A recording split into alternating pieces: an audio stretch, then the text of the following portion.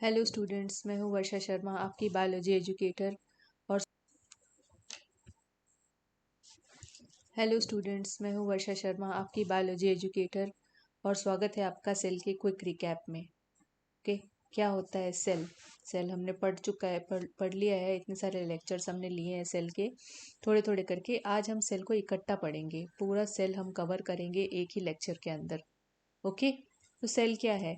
The basic difference between living and non living, है ना। अगर सेल है तो लिविंग है, और सेल नहीं है तो लिविंग नहीं है। ओके, तो व्हाट इज सेल?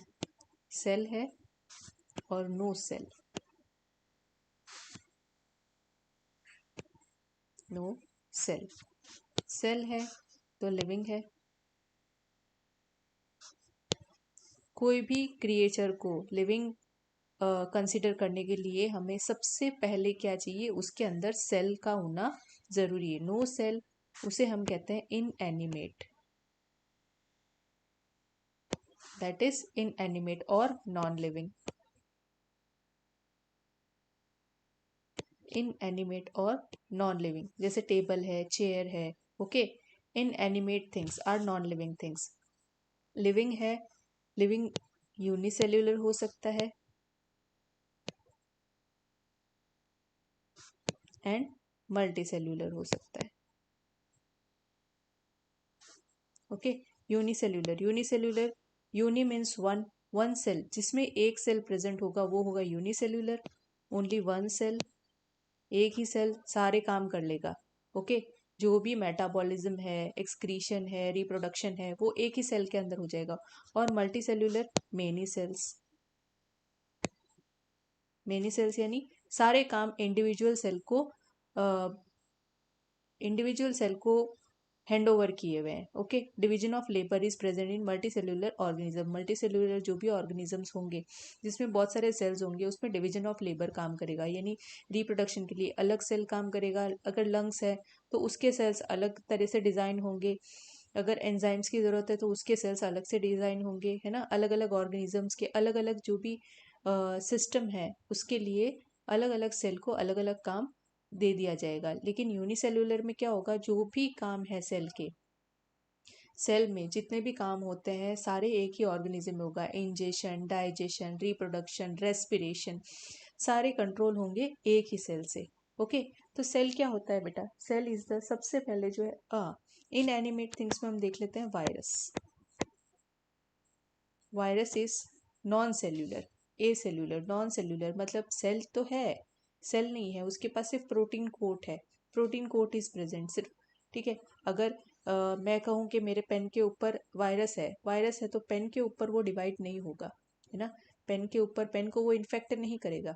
इन्फेक्शन कहाँ होगा? अगर वो मेरी पेन से मेरी बॉडी पे आता है, लिविंग थिंग पे आता है अगर, तो वो मेरी बॉडी को, मेरे बॉडी की मशीनरी यूज करके और फिर वो मल्टीप्लाई होगा और इन्फेक्शन कॉज करेगा। तब तक उसे इनएनिमेट ही कहा जाता है। Virus is also known as the connecting link between living and non living. Living और नॉन लिविंग के बीच का कनेक्टिंग लिंक है वायरस। ओके, तो सेल को हमने क्या बोला है? Cell is the structural unit of life. सबसे पहला तो बोलेंगे cell structural unit of life. क्यों बोलते हैं ऐसा? स्ट्रक्चरल यूनिट ऑफ लाइफ क्यों कहेंगे? क्योंकि जो हमारा स्ट्रक्चर है, जो हमारा ढांचा है, वो सेल से मिलकर बनेगा। एक सेल जुड़ा, दो सेल जुड़े, इस ऐसे बहुत सारे सेल जुड़ गए तो टिश्यू बन गया। टिश्यू टिश्यू का ग्रुप हो गया तो ऑर्गन बन गया।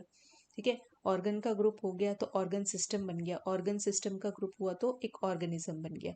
ओके, फॉर एग्जाम्पल अगर देखें कि हमारा एक सेल है, ठीक है, सेल सेल के साथ अगर सेल जुड़ेंगे, खूब सारे सेल हो जाएंगे ना, बहुत सारे सेल आपस में जुड़कर क्या बनाएंगे? टिश्यू बनाएंगे। बहुत सारे टिश्यू जुड़कर क्या बनाएंगे? ऑर्गन्स बनाएंगे, है ना। ऑर्गन्स बनाएंगे, ऑर्गन्स, ऑर्गन सिस्टम बनेगा। ऑर्गन सिस्टम बनेगा, ऑर्गन सिस्टम से क्या बनेगा? हमारा ऑर्गेनिज्म बनेगा। ओके, तो ये है मल्टी सेल्यूलर मतलब स्ट्रक्चर। जो स्ट्रक्चर है सेल का, जो फर्स्ट स्ट्रक्चर है सेल का, हमारे सेल का जो फर्स्ट सेल है जिससे हमारा स्ट्रक्चर फॉर्म हुआ है, उसे हम कहेंगे जाइगोट। जो जाइगोट है वो first cell of human being है, ऑफ मल्टीसेल्युलर ऑर्गेनिज्म कह सकते हैं। जाइगोट, जाइगोट आएगा, जाइगोट से क्या होगा, सेल से सेल जुड़ेगा, उससे टिश्यू बनेगा, टिश्यू से टिश्यू, ऑर्गेनिज्म ऑर्गन बनेगा, ऑर्गेनिज्म, ऐसे ऑर्गन सिस्टम से ऑर्गेनिज्म का फॉर्मेशन होगा। ओके, तो सेल को जोड़ जोड़ के जो बना है वो हो गया हमारा स्ट्रक्चरल यूनिट ऑफ लाइफ। पता है ना, स्ट्रक्चर, जैसे स्ट्रक्चर फॉर्म हुआ है स्ट्रक्चर का, जैसे बिल्डिंग है, बिल्डिंग की जो फर्स्ट ईंट रखते हैं हम, ठीक है, उससे ईंट के ऊपर ईंट, ईंट के ऊपर ईंट, बल्कि बिल्डिंग ब्लॉक, बिल्डिंग ब्लॉक भी कहते हैं ना, building block of living organism is cell. ठीक है, तो जैसे बिल्डिंग ब्लॉक है, बिल्डिंग ब्लॉक भी कहा गया है सेल को। जब हम एक पत्थर रखेंगे तभी तो उस पर दूसरा पत्थर रख पाएंगे, तभी तो बिल्डिंग का फॉर्मेशन होगा। वैसे ही सेल से हमारी बॉडी का फॉर्मेशन कैसे होगा, कि सेल है स्ट्रक्चरल यूनिट ऑफ लाइफ, ये नींव का पत्थर है। ओके, अब सेल को कहा और क्या कहा गया है, functional unit of life.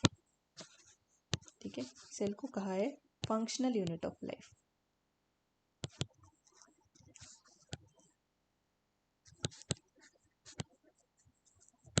Functional unit of life क्यों कहा गया है, जो भी फंक्शंस परफॉर्म करते हैं वो सेल ही परफॉर्म करते हैं। ठीक है, cell is responsible for the functions, जो भी मेटाबॉलिज्म है वो भी हमारे सेल के अंदर ही होगा।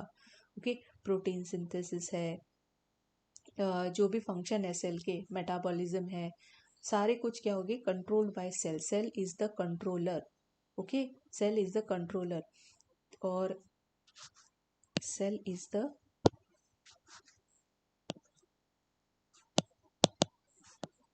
controller of all functions, all functions। तो इसीलिए इसे कहा गया है फंक्शनल यूनिट ऑफ लाइफ। कौन से फंक्शन, मेटाबॉलिज्म है ना, रिप्रोडक्शन है, रेस्पिरेशन है, एक्सक्रीशन है, respiration, excretion, all are controlled by cell. Cell के अंदर सारे ऑर्गेनलीज, ऑर्गेनलीज के बारे में पढ़ेंगे। ऑर्गेनलीज मिलकर जो फंक्शन परफॉर्म करते हैं उसे कहते हैं हम फंक्शनल, इसलिए हम सेल को कहेंगे functional unit of life. Okay, nerve cell है, जैसे नर्व सेल है, नर्व सेल का काम क्या होता है ना, एक जगह से दूसरी जगह पे मैसेज पहुंचाना। ओके, तो वो उसका फंक्शन है। ठीक है, सेल है, सेल ही फंक्शन, सब फंक्शन परफॉर्म करेगा। ठीक है, वैसे ही जो यूनिसेल्युलर ऑर्गेनिजम्स है, यूनिसेल्युलर ऑर्गेनिजम्स का क्या है, इंडिपेंडेंट एग्जिस्टेंस है। Unicellular organism shows independent existence. ठीक है, this is a single cell, और इंडिपेंडेंट एग्जिस्ट कर सकता है, वो है cell, independent existence, because it is capable of doing all its function, सारे फंक्शंस परफॉर्म कर सकता है। ठीक है, अकेला सेल, अकेला सेल एक ही यूनिसेल्युलर ऑर्गेनिज्म है। ठीक है, उसके पास में सारी मशीनरी है, तो वो इंजेशन भी करेगा, डाइजेशन भी करेगा, मेटाबॉलिज्म भी करेगा, एक्सक्रीशन भी करेगा, सारा एक ही सेल के थ्रू ये सारा परफॉर्म होता है। ठीक है, इसी सेल, सेल है तो लिविंग है, यूनिसेल्युलर ऑर्गेनिज्म भी लिविंग है, क्योंकि वो अपना काम खुद ही कर रहा है सारा, किसी को नहीं, और किसी को नहीं बोल रहा है वो करने के लिए। तो unicellular organism shows independent existence. Okay, single self itself, nutrition, reproduction, सारा कुछ वो ही करेगा। ठीक है, अब क्या है, सेल इज माइक्रोस्कोपिक, माइक्रोस्कोपिक है सेल। ठीक है, हम हमारी नेकेड आइज से उसको नहीं देख सकते हैं। क्या है cell, microscopic, cell is microscopic, है ना। हमारा सेल लेंगे हम, छोटा सा हम देखेंगे, हमारे पास में सेल्स है, सेल्स हमें नज़र नहीं आते हैं, ऐसे सेल्स नज़र नहीं आते हमें। स्किन के ऊपर देखेंगे सेल्स, नहीं, सेल्स हमें नज़र नहीं आएंगे, ऐसे सेल नज़र नहीं आएंगे, हमें माइक्रोस्कोप की मदद से सेल को देखने को मिलेगा। Okay, this is microscopic cell. अब देखो बेटा, सेल हो गया, सेल स्मॉलेस्ट एंटिटी है, नेसेसरी फॉर लाइफ प्रोसेसेस, ये हमने पढ़ लिया। अब हम सेल डिस्कवरी के बारे में पढ़ेंगे। ठीक है, हिस्ट्री ऑफ सेल के बारे में पढ़ेंगे, हिस्ट्री ऑफ सेल के बारे में हम देखेंगे। अब देखिए, हम टाइमलाइन देखते हैं हिस्ट्री की।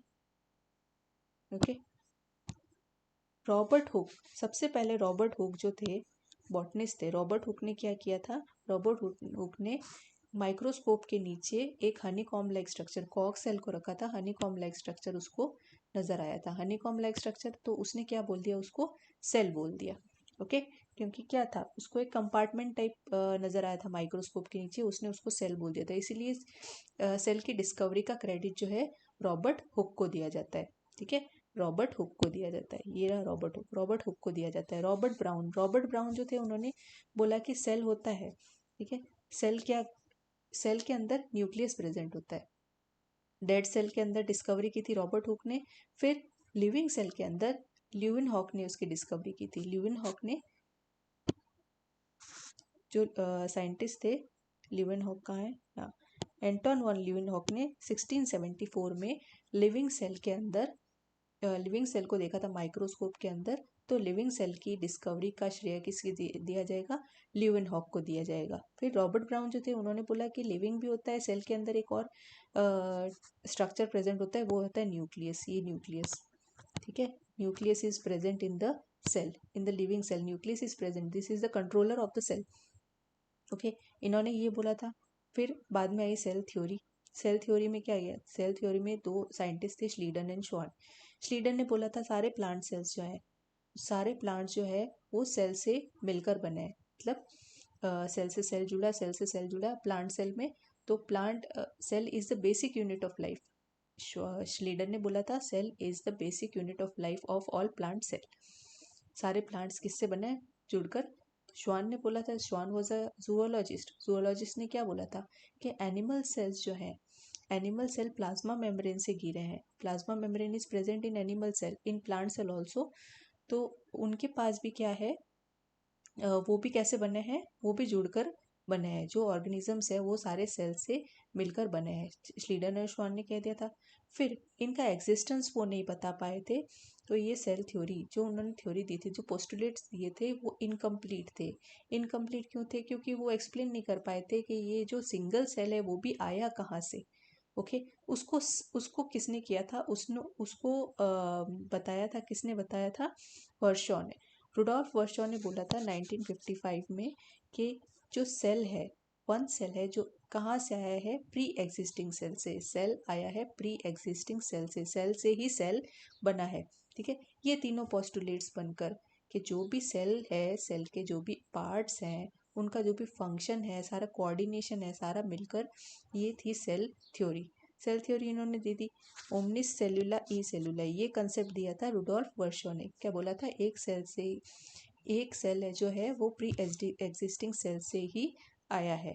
ठीक है, पुरकिंजे ने टर्म दिया था प्रोटोप्लाज्म। प्रोटोप्लाज्म के बारे में पुरकिंजे ने बताया था। इलेक्ट्रॉन माइक्रोस्कोप के बारे में वर्ल्डमेयर ने बताया था। वर्ल्डमेयर ने बताया था इलेक्ट्रॉन माइक्रोस्कोप के बारे में। तो ये था डिस्कवरी, सेल डिस्कवरी की टाइमलाइन।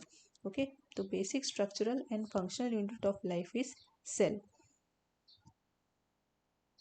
सेल थ्योरी हो गई हमारी।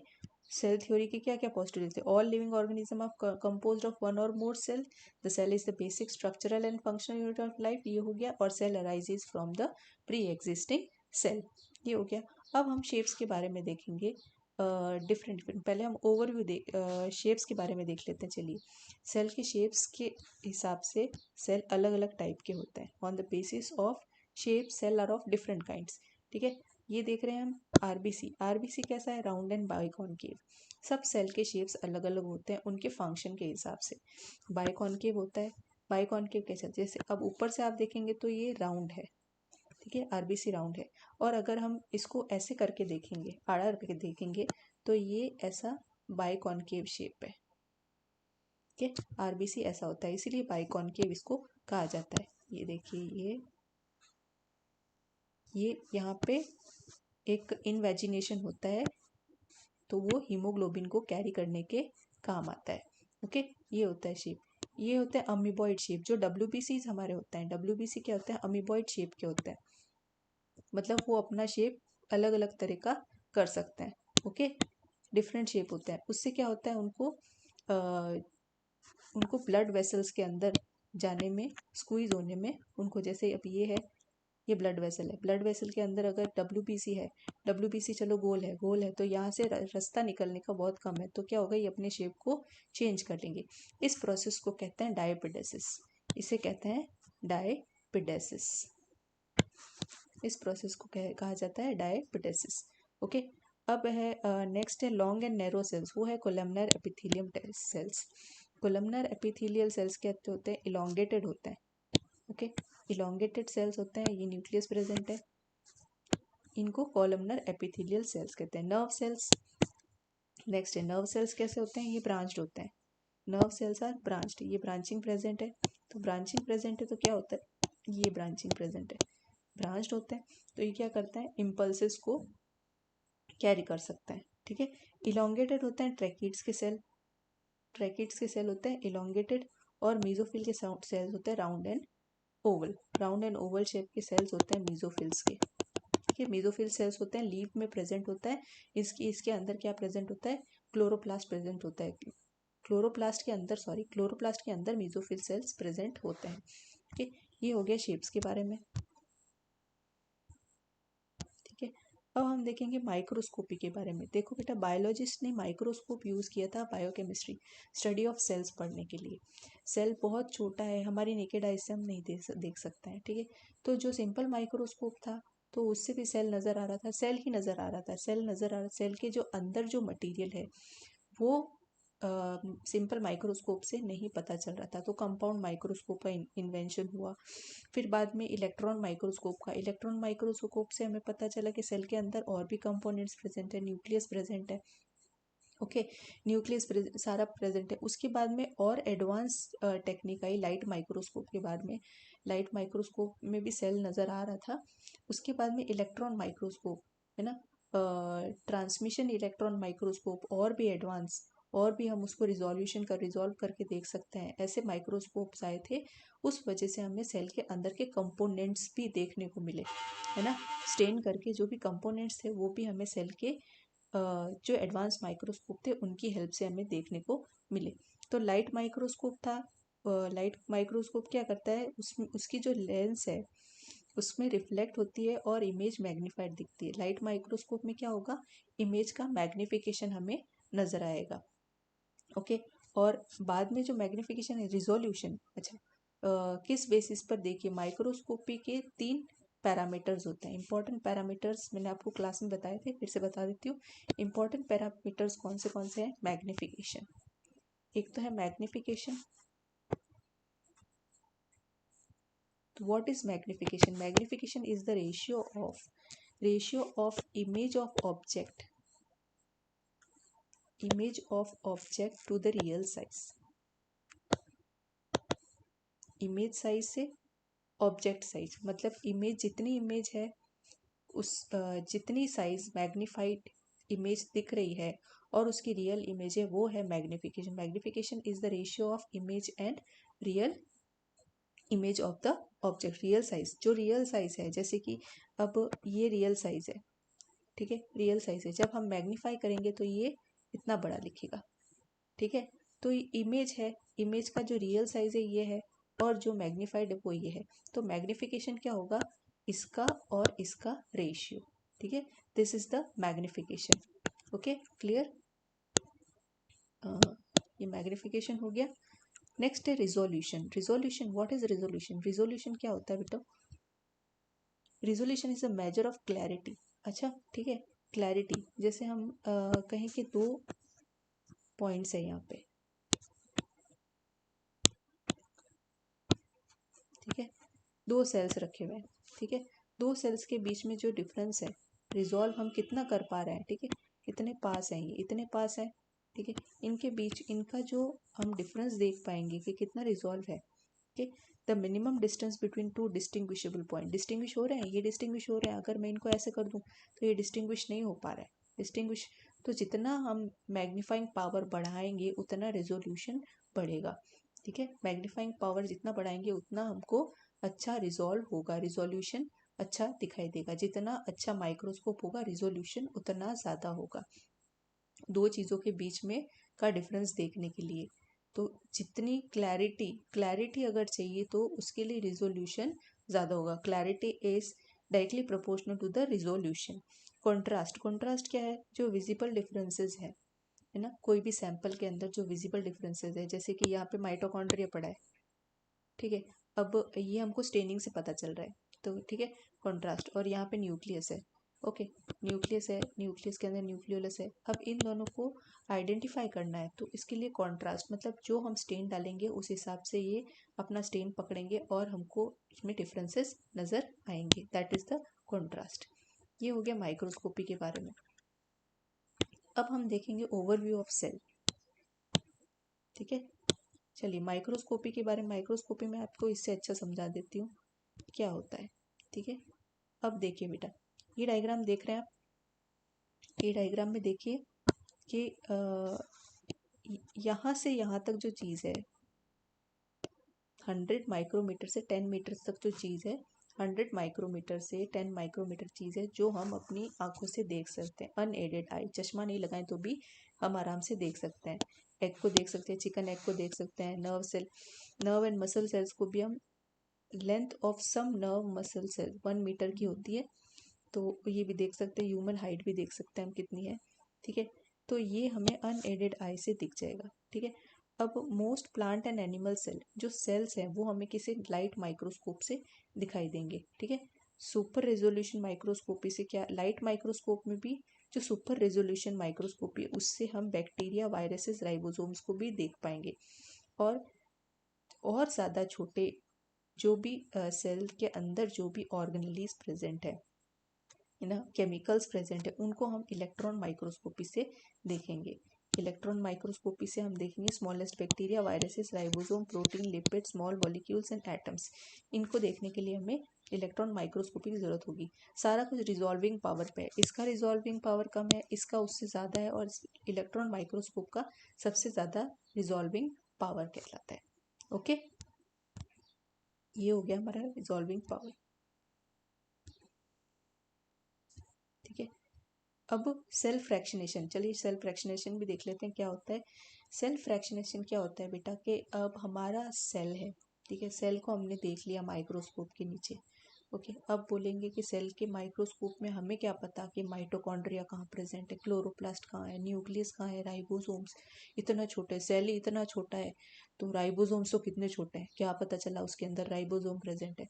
तो क्या हुआ, साइंटिस्ट ने क्या सेल्फ फ्रैक्शनेशन का एक मेथड निकाला, ठीक है। उसमें क्या हुआ, जो मेजर ऑर्गेनेलीज थे वो एक दूसरे से अलग कर दी, किस किस बेसिस पर, उनकी डेंसिटी के बेसिस पर, ठीक है। ये प्रोसेस क्या होता है, सेल्फ फ्रैक्शनेशन करने के लिए पहले क्या होता है, सेल को धोया जाता है, उसका प्लाज्मा मेम्ब्रेन निकाला जाता है, प्लाज्मा मेम्ब्रेन निकालेंगे, धोया किसे जाता है, डिटर्जेंट से, अलग डिटर्जेंट्स प्रेजेंट होता है सेल को वॉश करने के लिए, ठीक है। वो जिससे उनका प्लाज्मा मेम्ब्रेन डिसॉल्व हो जाता है।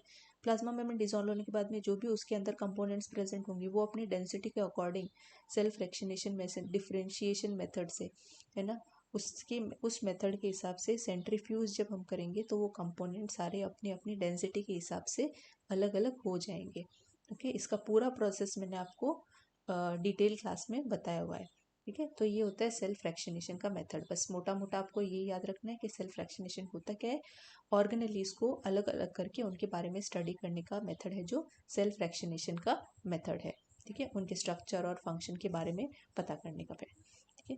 अब ओवरव्यू देखेंगे, स्ट्रक्चर ऑफ सेल में हम क्या क्या पढ़ेंगे। स्ट्रक्चर ऑफ सेल में हम पढ़ेंगे सेल वॉल, जो सेल की बाउंड्रीज है, cell wall, cell membrane, cell, अच्छा मैं बता देती हूँ आपको डायग्राम ड्रॉ करके। एक सेल है, ठीक है, ये सेल का सेल वॉल है, समझ लिए, ये प्लाज्मा मेम्ब्रेन है, ये एनिमल सेल बनाया मैंने, प्लाज्मा मेम्ब्रेन है। प्लाज्मा मेम्ब्रेन के अंदर क्या है, प्रोटोप्लाज्म है, इसके अंदर प्रोटोप्लाज्म प्रेजेंट है, प्रोटोप्लाज्म के साइटोप्लाज्म प्रेजेंट है, साइटोप्लाज्म के अंदर न्यूक्लियस प्रेजेंट है, ठीक है। अब और साइटोप्लाज्म के अंदर क्या क्या प्रेजेंट है, ऑर्गेनेलीज प्रेजेंट है, ठीक है, ऑर्गेनेलीज प्रेजेंट है, अलग अलग साइटोप्लाज्म के अंदर ऑर्गेनेलीज प्रेजेंट है, vacuoles present, cytoplasmic inclusions present है, सारा कुछ प्रेजेंट है। कौन सी ऑर्गेनेलीज मेम्ब्रेन बाउंड है, कौन सी नॉन मेम्ब्रेन बाउंड है, कौन सी सिंगल मेम्ब्रेन बाउंड है, ठीक है, वो पढ़ेंगे हम, उसके बारे में पढ़ेंगे। ये देखिए मैं बता देती हूँ आपको, सेल बाउंड्री, सेल वॉल और सेल मेम्ब्रेन, ये हमें समझ में आ गया। प्रोटोप्लाज्म के अंदर क्या है, अच्छा मैंने बताया था न्यूक्लियस प्लस साइटोप्लाज्म को बोलेंगे प्रोटोप्लाज्म, न्यूक्लियस प्लस साइटोप्लाज्म, इन दोनों को मिलाएंगे तो हमारे पास में आएगा प्रोटोप्लाज्म, ठीक है। अब साइटोप्लाज्म के अंदर क्या क्या प्रेजेंट है? ऑर्गेनेलीज प्रेजेंट होती है, ऑर्गेनेलीज प्रेजेंट है, ऑर्गेनेलीज वैक्यूल्स प्रेजेंट है और इंक्लूजन्स प्रेजेंट है। ठीक है। ऑर्गेनेलीज में भी डबल मेम्ब्रेन बाउंड अलग है, डबल मेम्ब्रेन बाउंड अलग है, सिंगल मेम्ब्रेन बाउंड अलग है और मेम्ब्रेनलेस ऑर्गेनेलीज है। डबल मेम्ब्रेन बाउंड में कौन सी आ जाएगी? दो ही ऑर्गेनेलीज है डबल मेम्ब्रेन बाउंड, माइटोकॉन्ड्रिया और प्लास्टिड। ठीक है। सिंगल मेम्ब्रेन बाउंड में कौन सी है? ईआर, एंडोमेम्ब्रेन सिस्टम में जो गोल्जी और लाइसोसोम। ठीक है। और मेम्ब्रेन लेस कौन सी है? मेम्ब्रेन लेस है ribosome and centrioles, ribosome and centrioles. ये है single membrane bound organelles.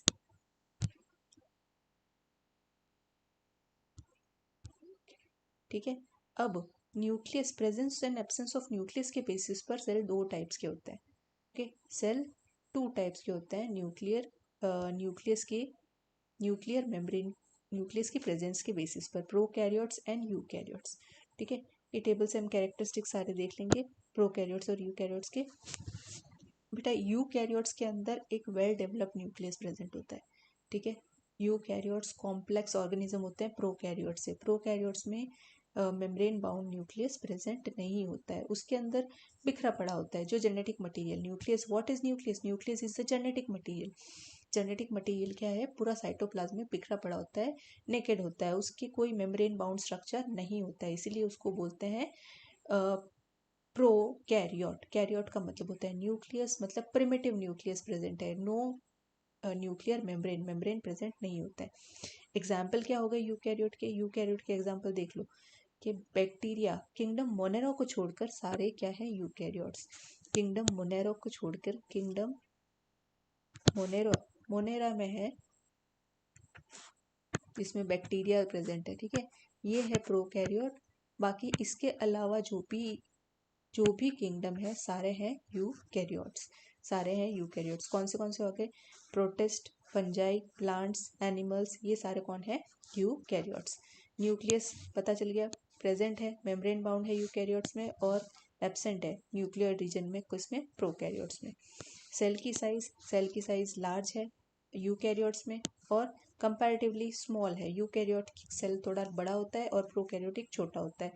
DNA replication क्या होता है? Highly regulated with selective origin sequences replicate entire genome at once. अब क्या होता है कि यहाँ पर जो डीएनए रेप्लिकेशन होता है वो कॉम्प्लेक्स प्रोसेस है और प्रोकैरियोट्स में ये डीएनए रेप्लिकेशन सिंपल प्रोसेस है। Organisms usually multi cellular, eukaryotes में भी यूनिसेल्यूलर भी होते हैं और मल्टी सेल्यूलर भी होते हैं, लेकिन usually multi cellular organism are present in eukaryotes. और प्रोकैरियोट्स में तो कोई एक्सेप्शन नहीं है ना? अगर वो प्रोकैरियोट है तो वो यूनिसेल्यूलर ही होगा। ओके। क्रोमोसोम्स सिर्फ एक सिंगल लूप और डीएनए एंड प्लाज्मिड प्रेजेंट होता है, इसमें प्रोकैरियोट्स में, और more than one chromosomes are present in eukaryotes. Number of chromosomes आ गया। राइबोसोम्स कैसे होते हैं? प्रोकैरियोट्स में होता है स्मॉल और इसमें होता है 70s। ठीक है। और यूकैरियोट्स में कैसे होता है? 80s।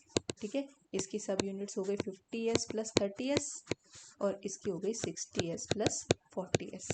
ये राइबोसोम्स प्रेजेंट होते हैं प्रोकैरियोट्स में और दो ऑर्गेनेल्स में, माइटोकॉन्ड्रिया और क्लोरोप्लास्ट। यूकैरियोट्स में भी 70s राइबोसोम्स प्रेजेंट होते हैं। कहाँ पे? ऑर्गेनेल्स में।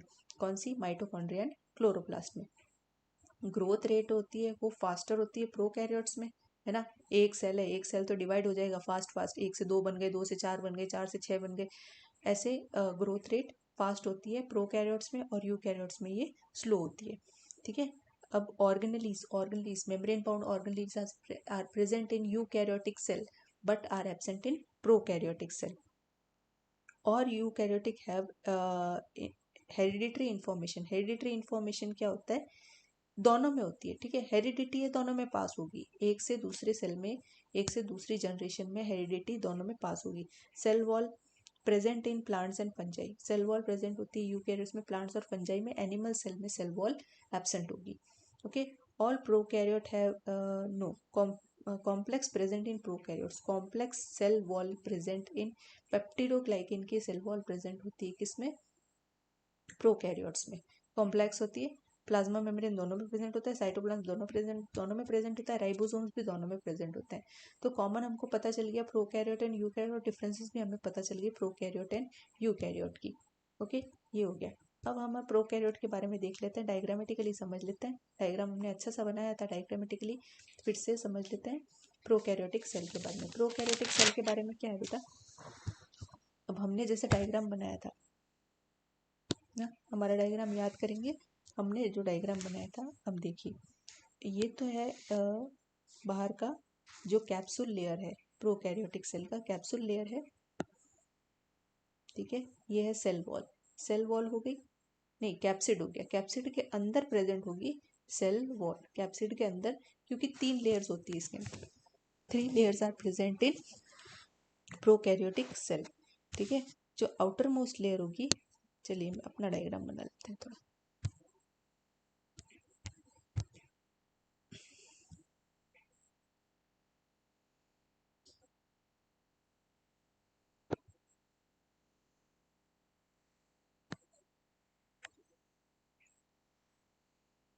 ये हो गई आपकी कैप्सिड,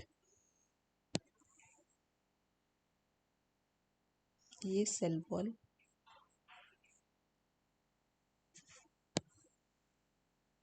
ये हो गई प्लाज्मा मेम्ब्रेन। 3 लेयर्स होती हैं, 3 सेल लेयर्स होती है प्रोकैरियोटिक सेल में। ओके, अच्छा, इसका अच्छा खासा प्रोटेक्शन का सिस्टम है, ठीक है। इसको हम बोलेंगे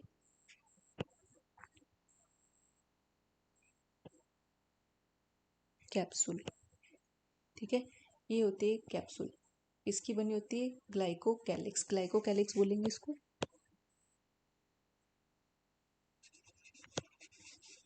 ग्लाइकोकैलिक्स, ठीक है। इसका क्या फंक्शन होता है, इसका फंक्शन होता है अटैचमेंट का। अगर ये थोड़ी रिजिड है, टफ है, तो इसे कैप्सूल कहेंगे, नहीं तो इसको स्लाइमी लेयर बोलेंगे, ठीक है। तो प्रोटेक्शन का और अटैचमेंट का फंक्शन ये ग्लाइकोकैलिक्स करती है, ठीक है। अब इनर टू ग्लाइकोकैलिक्स है सेल वॉल, सेल वॉल किसकी बनी है, पेप्टिडोग्लाइकिन की, ठीक है। पेप्टिडोग्लाइकिन क्या है, पेप्टिडोग्लाइकिन क्या है, पेप्टिडोग्लाइकिन है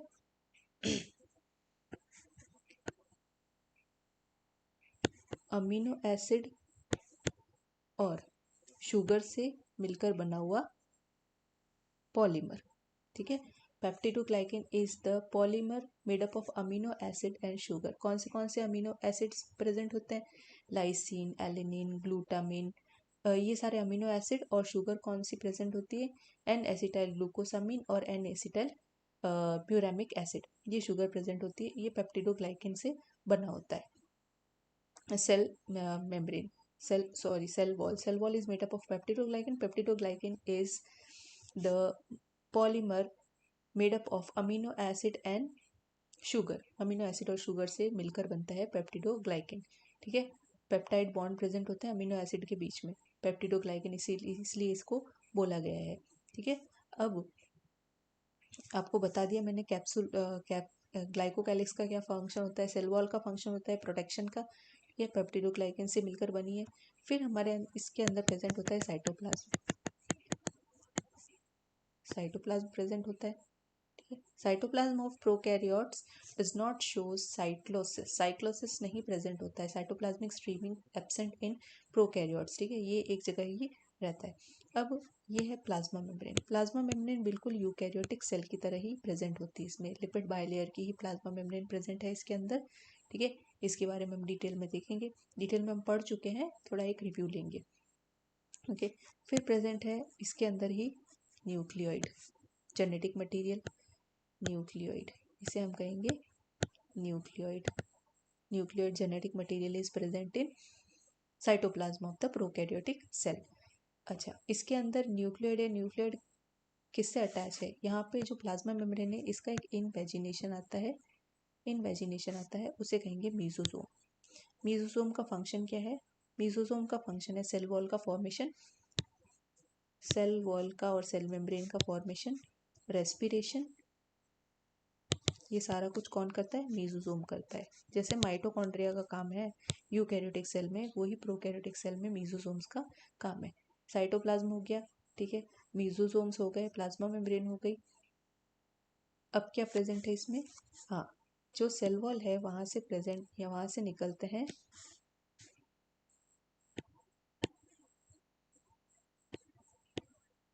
फ्लैजिला। ठीक है, फ्लैजिला निकलेंगे, पाइली या फिम्बरी, पाइली या फिम्बरी। पाइली और फिम्बरी का क्या फंक्शन होता है? ये छोटे छोटे प्रेजेंट होते हैं, ठीक है, फ्लैजिला नहीं, पाइली या फिम्बरी प्रेजेंट होंगे। इनके क्या फंक्शन होते हैं? अटैचमेंट का और रिप्रोडक्शन का। फिम्बरी का होता है अटैचमेंट का, ये लोकोमोशन में काम नहीं आता। लोकोमोशन में सिर्फ क्या काम आएगा इसका? फ्लैजिला काम आएगा। Okay, flagella is arises from the plasma membrane, ये flagella. Okay, this is flagella. ये हो गया। राइबोसोम्स प्रेजेंट है इसमें। राइबोसोम्स देखा हमने डिफरेंसेस में, 70s ribosomes are present, 70s ribosomes are present in prokaryotic cell. तो ये प्रोकैरियोटिक सेल का स्ट्रक्चर है। स्ट्रक्चर देख लिया हमने, ठीक है, डायग्राम में भी मैं आपको समझा देती हूँ स्ट्रक्चर हमने बनाया जो, ठीक है। ये है फ्लैजिला, ये होगा फ्लैजिलम, ये प्रोकैरियोटिक सेल है, ठीक है। साइटोप्लाज्म हो गया, साइटोप्लाज्म के अंदर प्रेजेंट है, राइबोसोम्स भी इसके अंदर प्रेजेंट है, न्यूक्लियोइड भी अंदर प्रेजेंट है। 3 लेयर्स प्रेजेंट है, कौन सी? Capsule, cell wall and plasma membrane.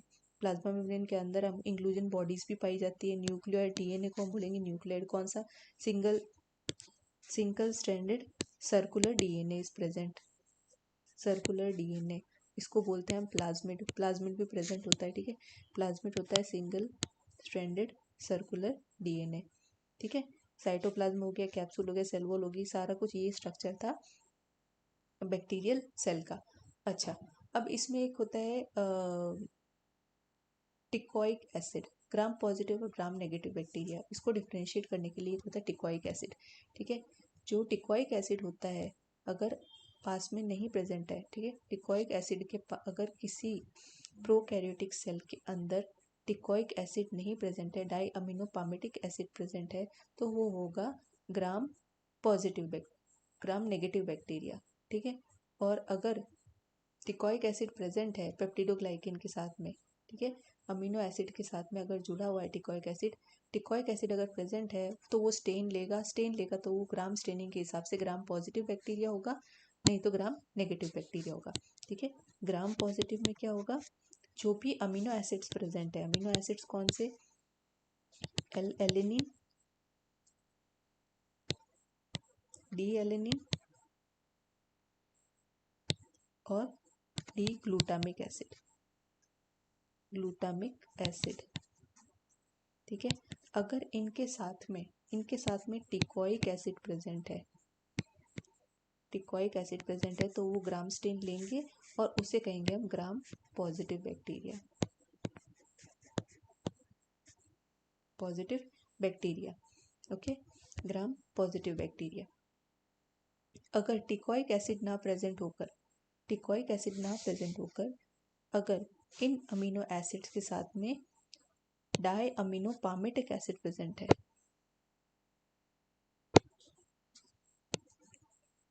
डापा, diaminopimelic acid अगर प्रेजेंट है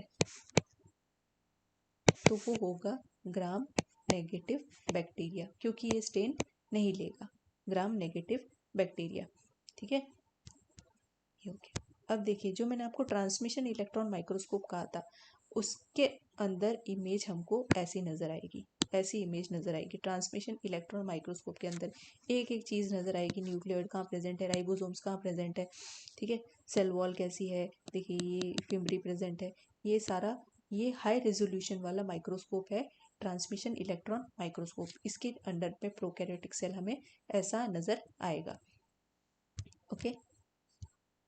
सेल एनवेलप हो गया। ये देखिए gram negative gram positive bacteria देख लीजिए एक बार, ये देखिए gram positive and gram negative bacteria, ठीक है।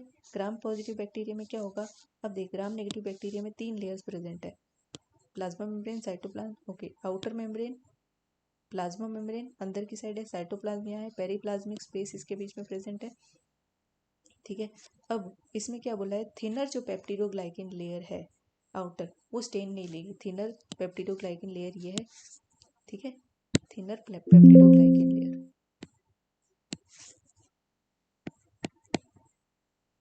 थिन पेप्टिडोग्लाइकेन, तो ये होगा ग्राम नेगेटिव। ओके, और थिक होगी तो gram positive bacteria. Okay, thick and thin.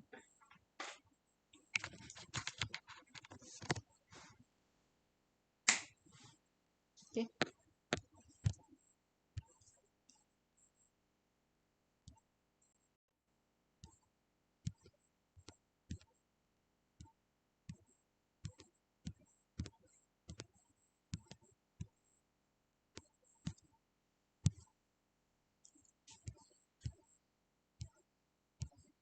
कहाँ चला गया?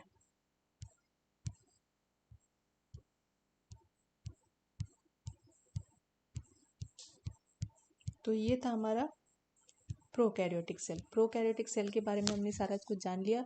अब हम यूकैरियोटिक सेल का ओवरव्यू ले लेंगे। ठीक है, यूकैरियोटिक सेल में क्या प्रेजेंट होता है बेटा? यूकैरियोटिक सेल में वेल डेवलप्ड न्यूक्लियस प्रेजेंट होता है, हमने डिफरेंसेस में देखा था। ठीक है, उसके अंदर cell organelles, membrane bound cell organelles present है यूकैरियोटिक सेल के अंदर। वेल डेवलप्ड है वो, थोड़ा लार्ज है, कॉम्प्लेक्स स्ट्रक्चर है। तो अब हम इस पूरे के बारे में, यूकैरियोटिक सेल के बारे में पढ़ेंगे। यूकैरियोटिक सेल का ओवरव्यू ले लेते हैं। ठीक है, तो क्या हो गया, सबसे पहले प्रेजेंट किस में होता है? ये मोनेरो को छोड़ के सारे में, सब में ये यूकैरियोटिक सेल प्रेजेंट होता है। प्लांट्स में, एनिमल्स में, फंगस में, सब में यूकैरियोटिक सेल प्रेजेंट होता है। ओके,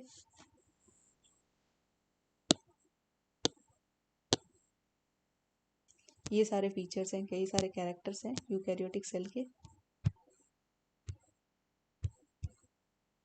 ठीक है, DNA is bound with nuclear membrane, membrane bound organelles पता है, गोल्जी कॉम्प्लेक्स और सब प्रेजेंट है। Cytoplasm is region between plasma membrane nucleus, nucleus present है, इसलिए साइटोप्लाज्म कहाँ प्रेजेंट है? साइटोप्लाज्म। प्रोकैरियोट्स में क्या था? न्यूक्लियोइड प्रेजेंट था, इसीलिए साइटोप्लाज्म डिफ्रेंशिएट नहीं हो पा रहा था न्यूक्लियस से। ठीक है, यूकैरियोटिक सेल में ऐसा नहीं है, and eukaryotic cell are much larger than the prokaryotic cell. Okay, तो सबसे पहले आउटर लेयर होती है plasma membrane. Plasma membrane is a selective barrier and sufficient passage. अब प्लाज्मा मेम्ब्रेन किसकी बनी होती है बेटा? Plasma membrane is made up of lipid bilayer, बताया था मैंने आपको, लिपिड बायलेयर की प्रेजेंट है प्लाज्मा मेम्ब्रेन। प्लाज्मा मेम्ब्रेन का ये स्ट्रक्चर है।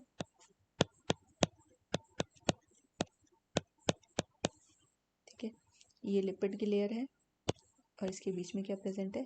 प्रोटीन प्रेजेंट है, इसके ऊपर भी कुछ प्रोटीन प्रेजेंट है। ओके, ये हमारा स्ट्रक्चर है। देखिए, मोज़ैक, सिंगर एंड निकोलसन का फ्लूइड मोज़ैक मॉडल जो था, वो हाईली एक्सेप्टेड मॉडल था प्लाज्मा मेम्ब्रेन का। उस हिसाब से, मतलब उनके बोलने के हिसाब से कि प्लाज्मा मेम्ब्रेन कैसी होती है, कैसे फंक्शन करती है, कैसे ये फ्लूइड वाला कैरेक्टर दिखाती है, तो ये आज तक ये एक्सेप्टेड मॉडल था, फ्लूइड मोज़ैक मॉडल।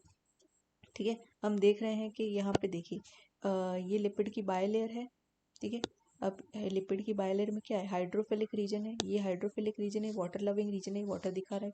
नीचे वाला क्या? हाइड्रोफोबिक रीजन है, फिर उसके अंदर हाइड्रोफिलिक रीजन है। जो इसका हेड है वो हाइड्रोफिलिक है, वाटर लविंग, और ये टेल है हाइड्रोफोबिक। ठीक है, हाइड्रोफोबिक टेल प्रेजेंट है। ठीक है, इसके अंदर ये ट्रांसमेम्ब्रेन प्रोटीन प्रेजेंट है। ट्रांसफर मतलब अंदर धसे हुए प्रोटीन। ठीक है, इंटीग्रल प्रोटीन इनको बोलेंगे। ठीक है, ये भी ट्रांसमेम्ब्रेन प्रोटीन, ये पेरिफेरल प्रोटीन है। इसके ऊपर जो प्रेजेंट होंगे वो पेरिफेरल प्रोटीन होंगे। ये कार्बोहाइड्रेट की चेन, शुगर्स लगी हुई है इसके ऊपर, शुगर प्रेजेंस होगी, फॉस्फोलिपिड की बाइलेयर होगी, प्रोटीन्स हो गए। ये है स्ट्रक्चर ऑफ प्लाज्मा मेम्ब्रेन। ये ठीक है, ये हो गई प्लाज्मा मेम्ब्रेन स्ट्रक्चर। ठीक है, अब इसके अंदर जो प्रोटीन प्रेजेंट होंगे, एक्टिव ट्रांसपोर्ट भी होगा, पैसिव ट्रांसपोर्ट भी होगा। एक्टिव ट्रांसपोर्ट किसको कहें? जिसमें एनर्जी नहीं लगेगी, और पैसिव ट्रांसपोर्ट किससे? एनर्जी लगेगी एक्टिव ट्रांसपोर्ट में, और पैसिव ट्रांसपोर्ट में एनर्जी नहीं लगेगी। ओके, तो ये हो गया हमारा plasma membrane.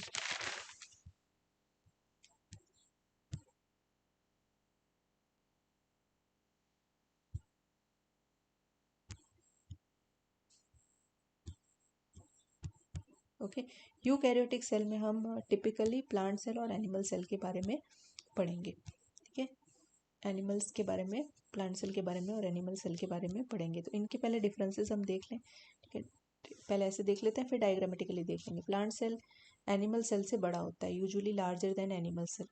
Cell wall present होती है, सबसे यूनिक फीचर है सेल वॉल का प्रेजेंट होना प्लांट सेल के अंदर। ठीक है। एनिमल सेल में प्लांट सेल वॉल प्रेजेंट नहीं होती है, फंगस में प्रेजेंट होती है। किसकी बनी होती है? काइटिन की बनी होती है फंगस में। यूकैरियोटिक सेल का बता रही हूँ, ठीक है। फंगस में प्रेजेंट होती है, काइटिन की बनी हुई होती है। Cell wall is present in addition to plasma membrane, consist of middle lamella, primary and secondary cell wall. Primary secondary cell wall present होती है प्लांट सेल के अंदर। एनिमल सेल में सेल वॉल एब्सेंट होती है, सिर्फ प्लाज्मा मेम्ब्रेन ही present होती है। अब जब सेल वॉल प्रेजेंट होती है तो इसके जो कनेक्शंस है प्लाज्मोडेस्माटा वो भी प्लांट सेल में प्रेजेंट होंगे, प्लाज्मोडेस्माटा एब्सेंट होंगे एनिमल सेल के अंदर। एक वैक्यूल होगा बड़ा सा प्लांट सेल के अंदर जो परमानेंट होगा, और वैक्यूल्स जो होंगे छोटे छोटे से वैक्यूल्स प्रेजेंट होंगे एनिमल सेल के अंदर, जो आते जाते रहेंगे, मतलब बनेंगे और खत्म होंगे, बनेंगे और खत्म होंगे, ठीक है। They are temporary. टोनोप्लास्ट, जब वैक्यूल प्रेजेंट है तो टोनोप्लास्ट भी कहाँ प्रेजेंट होगा? प्लांट सेल के अंदर। Centriole absent except motile cell of lower plants. Centriole absent होते हैं प्लांट सेल के अंदर, और एनिमल सेल के अंदर सेंट्रियोल प्रेजेंट होते हैं। Membraneless organelle centriole is present in only animal cell. Nucleus present along the periphery. Plant cell के अंदर न्यूक्लियस पेरीफेरी पे मिलेगा, और एनिमल सेल के अंदर सेंटर में सिचुएटेड होगा, ओके। क्योंकि सेंटर में लार्ज सा वैक्यूल होता है, तो न्यूक्लियस कहाँ प्रेजेंट होता है? पेरीफेरी पे प्रेजेंट होता है प्लांट्स के अंदर। लाइसोसोम्स आर रेयर, लाइसोसोम्स बहुत कम होते हैं प्लांट सेल के अंदर, और एनिमल्स के सेल के अंदर लाइसोसोम बहुत ही ज़्यादा मात्रा में होते हैं। स्टोरेज मटेरियल स्टार्च ग्रेन, और उनके अंदर glycogen granules, glycogen granules present होता है एनिमल सेल के अंदर स्टोरेज मटेरियल, और प्लांट सेल के अंदर स्टार्च ग्रेन्स प्रेजेंट होते हैं, ठीक है। डायग्राम देख लेंगे हम। ये है एनिमल सेल का डायग्राम, ठीक है। एनिमल सेल के अंदर देख लीजिए, एनिमल सेल के अंदर आउटर मेम्ब्रेन है प्लाज्मा मेम्ब्रेन,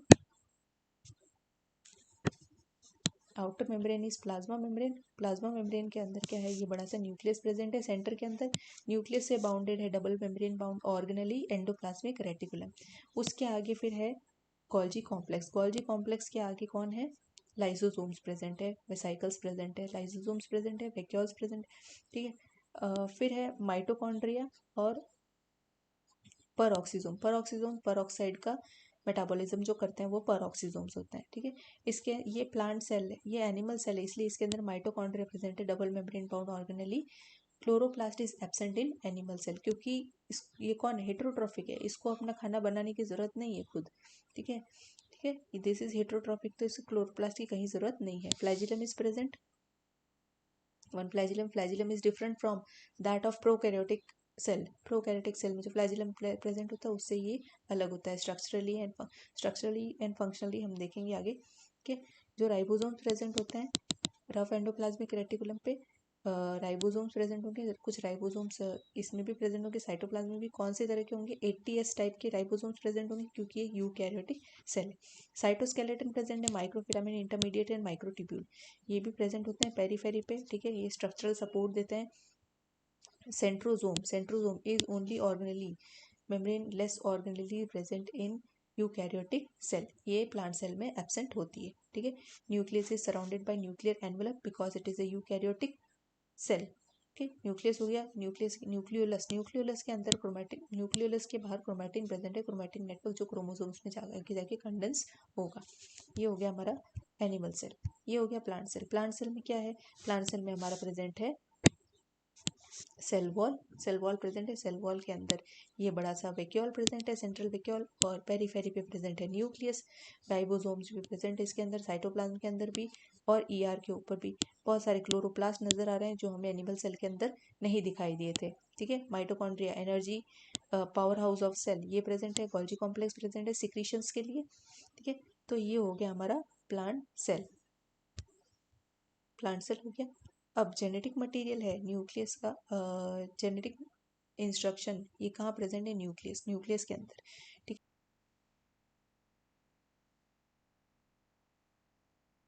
न्यूक्लियस के बारे में देखेंगे हम। न्यूक्लियस, न्यूक्लियस क्या है? डबल मेम्ब्रेन बाउंड स्ट्रक्चर है, हमें दिख रहा है, ठीक है। ये यहाँ पे प्रेजेंट है न्यूक्लियर पोर्स,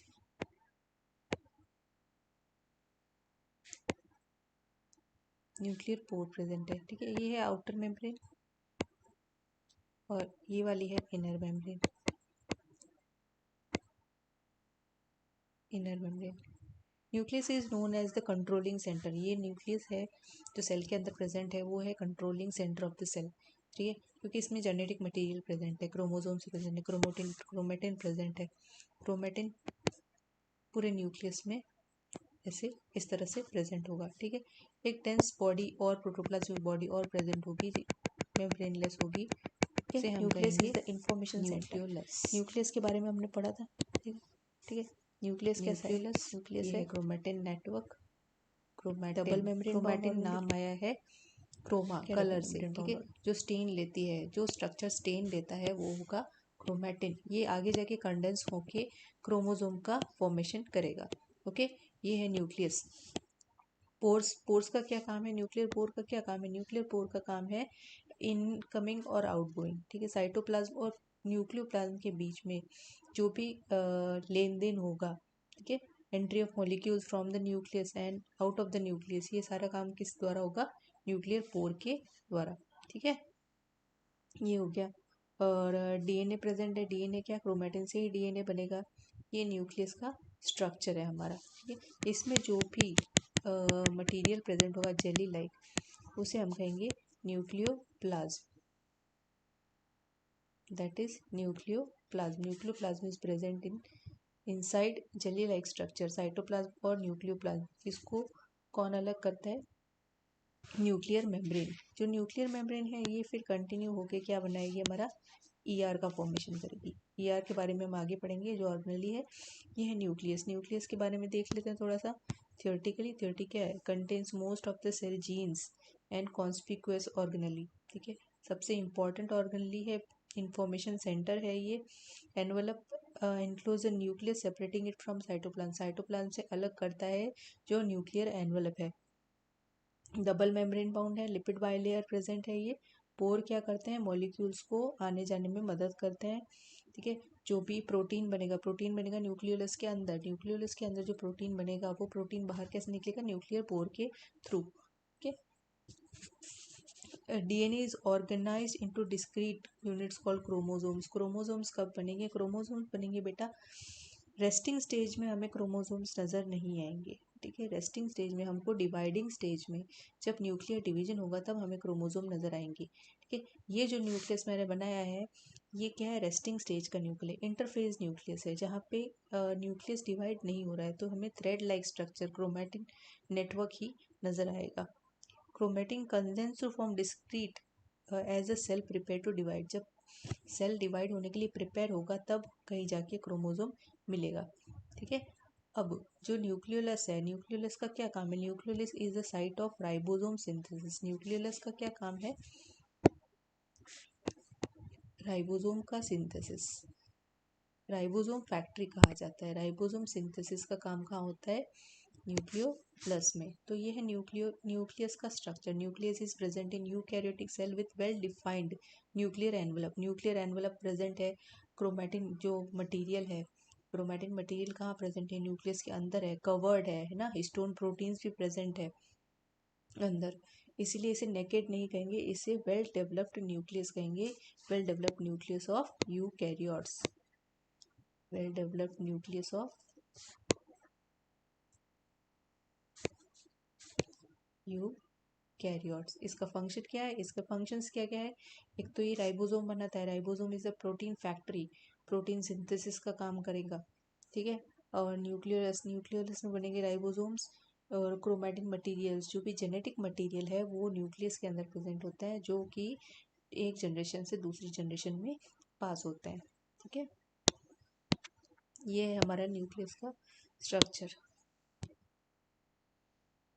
ठीक है, ये स्ट्रक्चर है न्यूक्लियस का। न्यूक्लियस का स्ट्रक्चर देखिए, ये न्यूक्लियस है। ये जो रेड कलर के दिख रहा है ये न्यूक्लियर पोर प्रेजेंट है।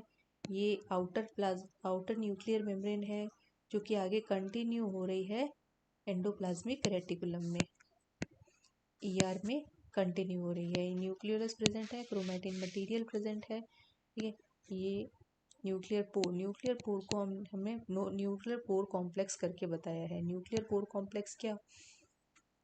एक ऑक्टागोनल रिंग प्रेजेंट होती है न्यूक्लियर पोर में। ठीक है, ये न्यूक्लियर पोर कॉम्प्लेक्स बनाती है। अब ये जो है ये TEM स्ट्रक्चर है, ट्रांसमिशन इलेक्ट्रॉन माइक्रोस्कोप में देखिए न्यूक्लियस हमें ऐसा नजर आएगा। क्रोमैटिन है, क्रोमैटिन जो है ये इंटरफेजिक न्यूक्लियस है, नॉन डिवाइडिंग फेज है, इंटरफेजिक न्यूक्लियस है।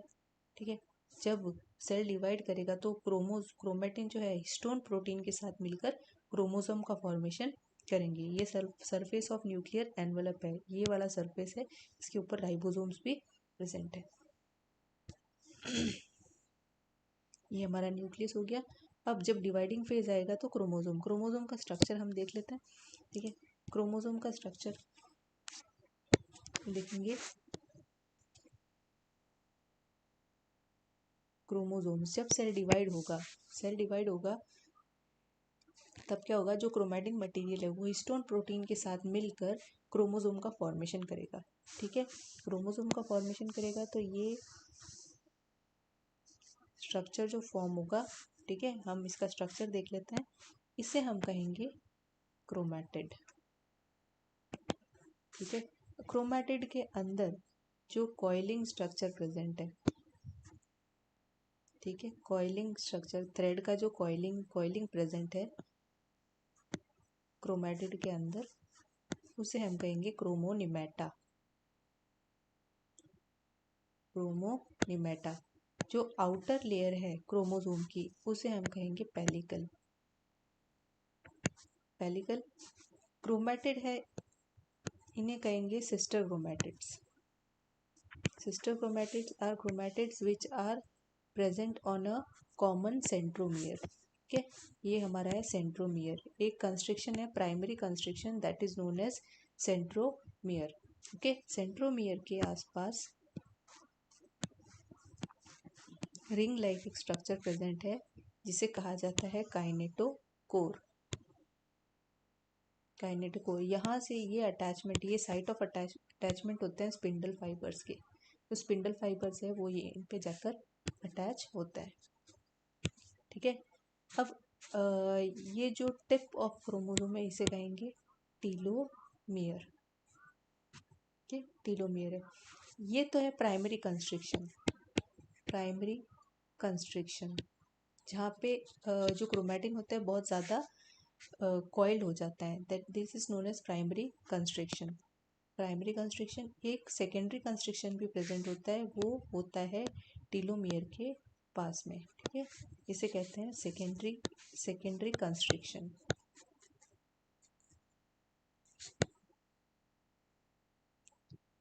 सेकेंडरी कंस्ट्रिक्शन के ऊपर एक और बॉडी प्रेजेंट होती है, उसे कहते हैं सैट।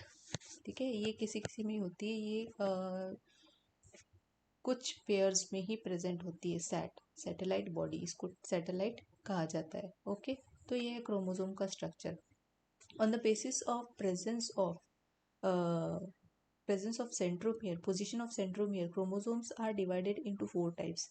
4 टाइप्स में सेंट्रोमियर की प्रेजेंस के बेसिस पर, अगर सेंट्रोमियर प्रेजेंट है टिप पर, ठीक है, अगर आर्म्स छोटे हैं, आर्म रेशियो छोटा है, अगर टिप पर प्रेजेंट है तो ऐसे क्रोमोसोम को कहेंगे हम एक्रोसेंट्रिक क्रोमोसोम। ठीक है, अगर सेंट्रोमियर प्रेजेंट है, ठीक है, आर्म रेशियो क्या है, थोड़ा सा ही बड़ा है, अनइक्वल आर्म रेशियो है। अनइक्वल आर्म रेशियो है तो ये हो जाएगा सब मेटासेंट्रिक। देखिए, सब मेटासेंट्रिक। आर्म रेशियो है, कम है, ये आर्म रेशियो कम है, तो ये हो जाएगा सब मेटासेंट्रिक। ठीक है, अगर आर्म रेशियो दोनों इक्वल है, मतलब यहाँ से भी सेम है, यहाँ से भी सेम है, इक्वल है, और सेंट्रोमियर बीच में प्रेजेंट है, तो उसे हम कहेंगे मेटासेंट्रिक क्रोमोसोम। ठीक है, अगर आर्म रेशियो नहीं है, एकदम टीलोमियर पे सेंट्रोमियर प्रेजेंट है, अगर टीलोमियर पे सेंट्रोमियर प्रेजेंट है तो इसे कहेंगे हम टीलोसेंट्रिक। ये मैंने आपको बता दिया सेकेंडरी कंस्ट्रिक्शन और प्राइमरी कंस्ट्रिक्शन के बारे में। सेकेंडरी कंस्ट्रिक्शन के ऊपर जो बल्जिंग प्रेजेंट होगी, क्रोमोसोम शोइंग सैटेलाइट रीजन, उसे हम कहेंगे सैटेलाइट क्रोमोसोम। तो इस बेसिस पर हमने क्रोमोसोम को भी देख लिया। क्रोमोसोम्स क्या है, क्रोमोसोम क्या है, क्रोमैटिन मटेरियल का कंडेंसेशन है क्रोमोसोम, जो डिवाइडिंग फेज में हमें नजर आएगा। सेल जब डिवाइड होगा तब हमें ये क्रोमोसोम नजर आएगा। नेक्स्ट है ribosomes. What are ribosomes? Ribosomes हमने देखे थे. Ribosomes are the protein factory. ठीक है, ribosomes are the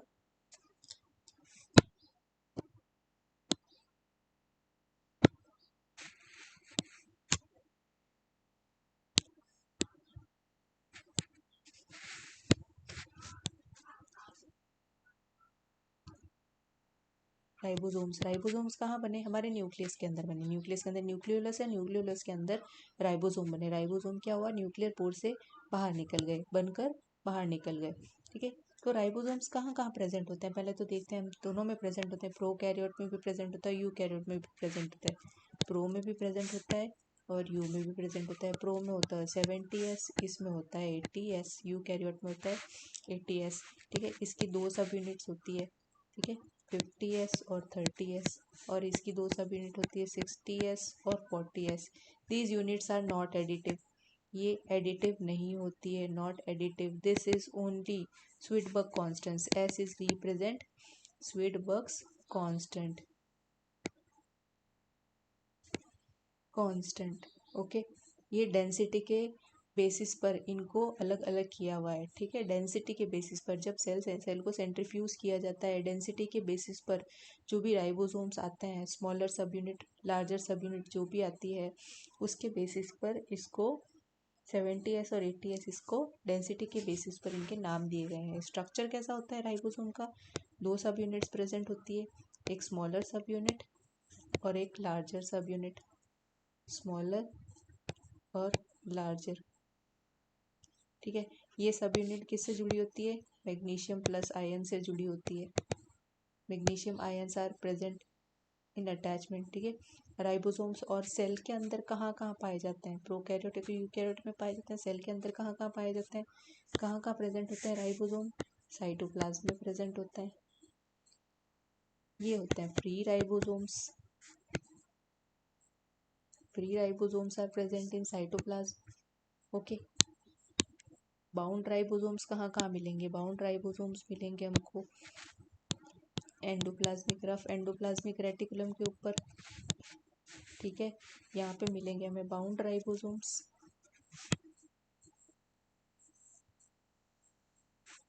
bound ribosomes. ठीक है, ये मिलेंगे क्लोरोप्लास्ट में, क्लोरोप्लास्ट के स्ट्रोमा में. ठीक है, माइटोकॉन्ड्रिया के अंदर इनका अपना राइबोसोम होता है. माइटोकॉन्ड्रिया के अंदर प्रोकैरियोटिक राइबोसोम्स मिलेंगे 70s राइबोसोम्स. तो राइबोसोम्स कहाँ कहाँ प्रेजेंट है बच्चों? यूकैरियोट में, प्रोकैरियोट में प्रेजेंट है. उसमें भी कहाँ प्रेजेंट है? साइटोप्लाज्म में, एंडोप्लाज्मिक रेटिकुलम के ऊपर. ओके, न्यूक्लियस में, न्यूक्लियस में भी प्रेजेंट. न्यूक्लियर की आउटर मेम्ब्रेन में, आउटर मेम्ब्रेन से ही एंडोप्लाज्मिक रेटिकुलम अराइज हुआ है. साइटोप्लाज्म में फ्री राइबोसोम मिलेंगे. क्लोरोप्लास्ट के अंदर राइबोसोम्स अलग मिलेंगे, वो अपना प्रोटीन सिंथेसिस अलग से करेंगे. और माइटोकॉन्ड्रिया के अंदर भी राइबोसोम्स प्रेजेंट होंगे. ये होता है राइबोसोम्स का. राइबोसोम का फंक्शन क्या होता है? राइबोसोम का फंक्शन होता है प्रोटीन सिंथेसिस. राइबोसोम का फंक्शन होता है protein synthesis. Protein synthesis. This is all about ribosomes. Ribosome समझ में आ गया? राइबोसोम्स कहाँ कहाँ प्रेजेंट होते हैं? कौन सी उनकी सब यूनिट लार्जर सब यूनिट है, कौन सी उनकी स्मॉल सब यूनिट है, किससे जुड़े होते हैं? राइबोसोम क्या करते हैं? एमआरएनए के ऊपर जुड़कर, खूब सारे राइबोसोम एमआरएनए के ऊपर जुड़कर क्या बनाते हैं? Poly ribosome. पॉली राइबोसोम का फॉर्मेशन करते हैं. ठीक है, अब हम नेक्स्ट पढ़ेंगे एंडो मेम्ब्रेन सिस्टम के बारे में. हमने पढ़ लिया, हम लाइन वाइज पढ़ेंगे. न्यूक्लियस, न्यूक्लियस के बाद में राइबोसोम्स, राइबोसोम्स के बाद में जो एंडो मेम्ब्रेन सिस्टम है. एंडो मेम्ब्रेन सिस्टम कौन सी ऑर्गेनेल से मिलकर बना है? और तो endomembrane system in organelle single layer bounded organelle से बना है endomembrane system. Endomembrane system includes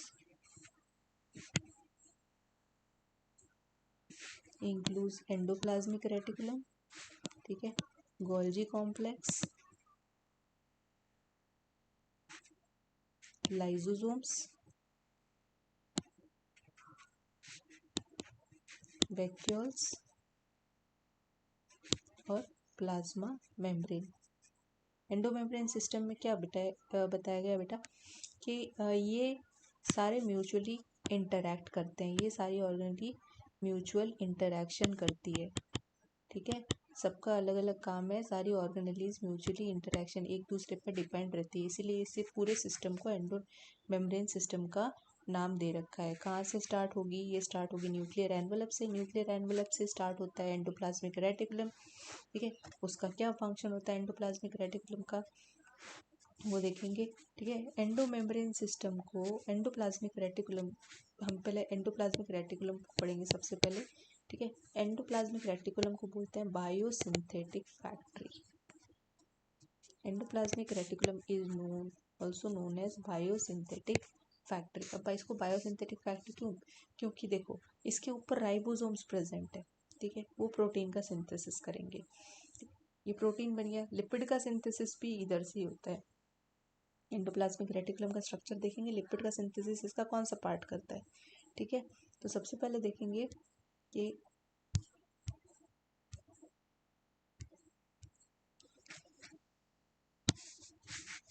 हमने जो न्यूक्लियस बनाया था, ठीक है, ये न्यूक्लियर पोर है, यहाँ से हमारा अराइज होगा एंडोप्लाज्मिक रेटिकुलम।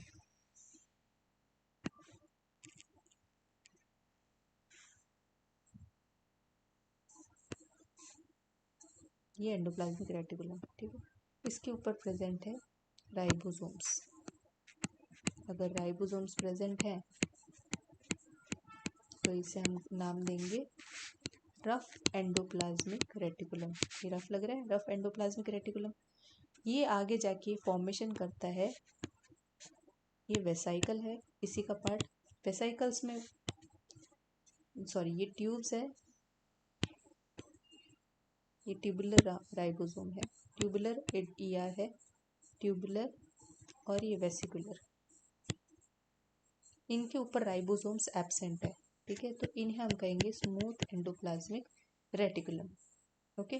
तो ट्यूबुलर लाइक सिस्टर्नी, इन्हें हम कहेंगे cisternae. Sac like structure present होता है राइबोसोम में, इन्हें कहेंगे सिस्टर्नी, सिस्टर्नी कहेंगे, ठीक है। ये जो स्पेस है इसके अंदर, इसे कहेंगे luminal space, luminal space, luminal space है। और इसके बाहर का जो स्पेस है वो है extra luminal space, extra luminal space. अब क्या होता है बेटा, रफ एंडोप्लाज्मिक रेटिकुलम और स्मूथ एंडोप्लाज्मिक रेटिकुलम, ये दोनों मेन पार्ट है एंडोप्लाज्मिक रेटिकुलम के। रफ एंडोप्लाज्मिक रेटिकुलम का क्या फंक्शन है, प्रोटीन सिंथेसिस, ये प्रोटीन का सिंथेसिस करेगा, ठीक है। और स्मूथ एंडोप्लाज्मिक रेटिकुलम क्या करेगा, लिपिड का सिंथेसिस करेगा,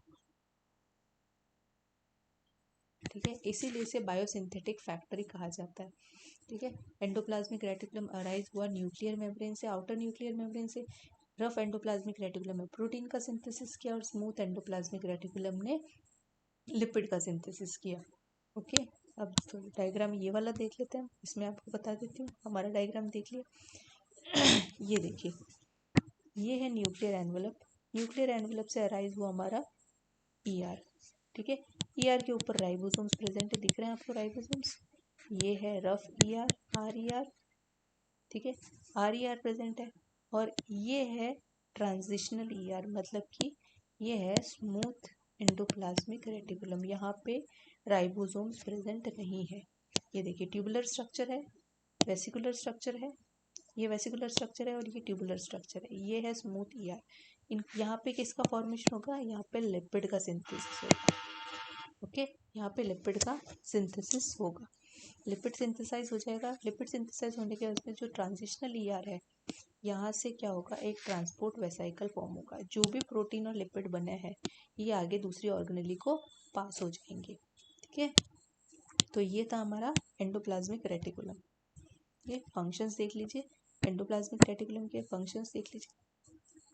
smooth endoplasmic reticulum, synthesis of lipid, metabolise carbohydrate, detoxify drug and poison, store calcium ions, ये है एसईआर के फंक्शन, ठीक है। लिपिड का सिंथेसिस हो जाएगा।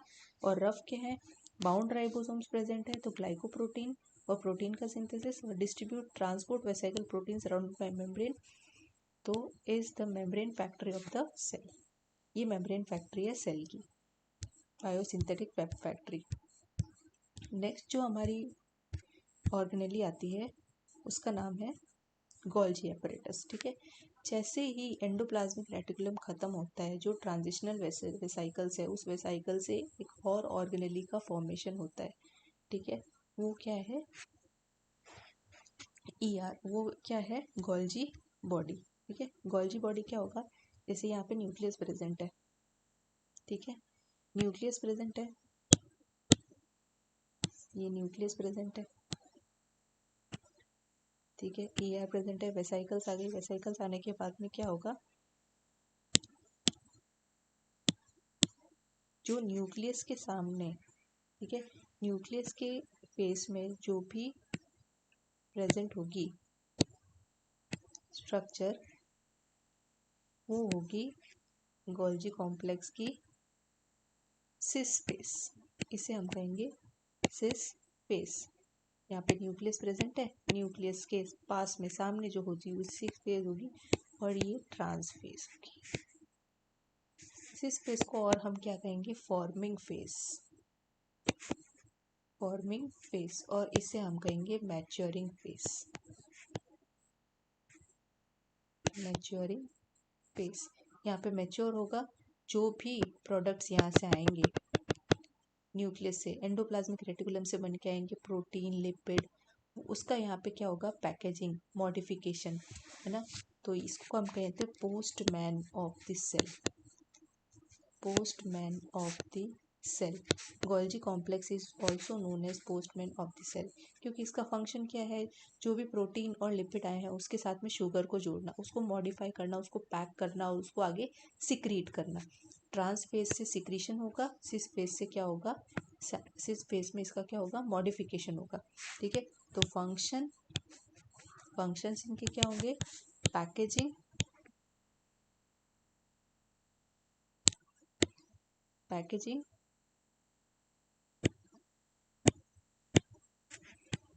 मॉडिफिकेशन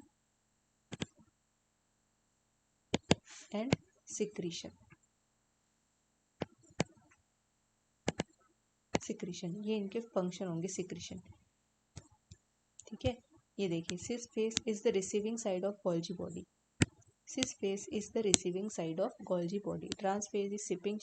अब ये क्या करेगा, जो ट्रांस फेज है मैच्योर होने के बाद में जो भी सिक्रीशन करेगा आगे दूसरी ऑर्गेनेली को दे देगा। ठीक है, तो ये क्या करता है, पैकेजिंग का काम और डिलीवरी का काम करेगा।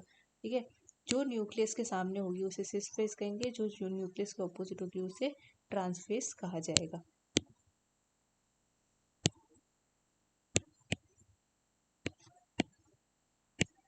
ठीक है, अब गोल्जी कॉम्प्लेक्स के बाद में अब इन्होंने क्या किया, इसके साथ में जोड़ दी, फंक्शन क्या थे, पैकेजिंग हो गया, मॉडिफिकेशन कैसे हो गया, जो प्रोटीन्स थे, प्रोटीन बन के आए थे, उनके साथ में इन्होंने जोड़ दी शुगर।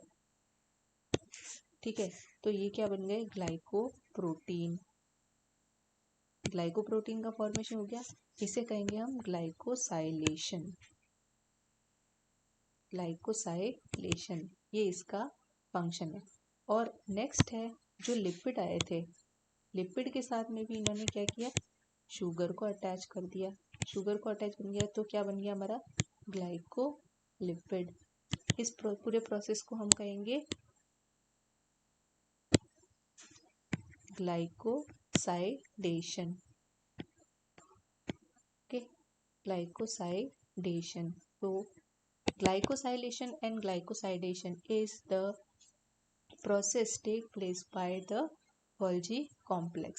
Golgi complex समझ में आ गया, एंडोप्लाज्मिक रेटिकुलम थे, एंडोप्लाज्मिक रेटिकुलम ने प्रोटीन और लिपिड बनाया, गोल्जी कॉम्प्लेक्स ने क्या किया, प्रोटीन और लिपिड के साथ में जोड़ दी शुगर, मॉडिफिकेशन हो गया और उसको आगे दूसरे ऑर्गेनेली के पास में भेज दिया। ठीक है, जिसको जरूरत है उसके पास में सिक्रीट कर दिया, सिक्रीशन की। तो जो भी सेल्स ज़्यादा जिनका फंक्शन सिक्रीशन का होता है, तो ये समझ लो उसके अंदर गोल्जी कॉम्प्लेक्स भर भर के भरे हुए हैं।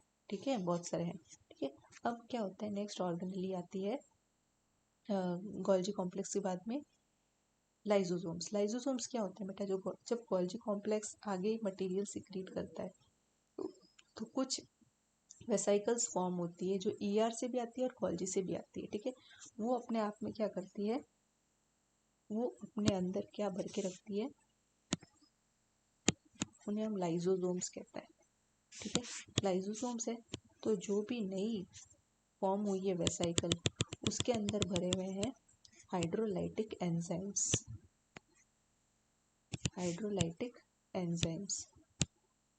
ठीक है।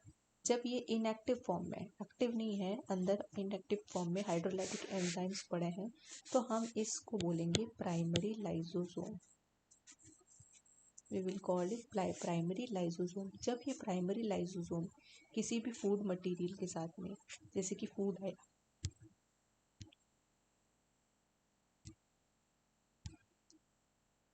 ठीक है,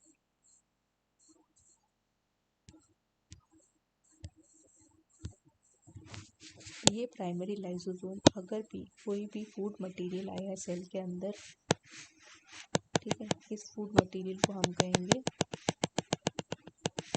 फैगोसोम, ठीक है।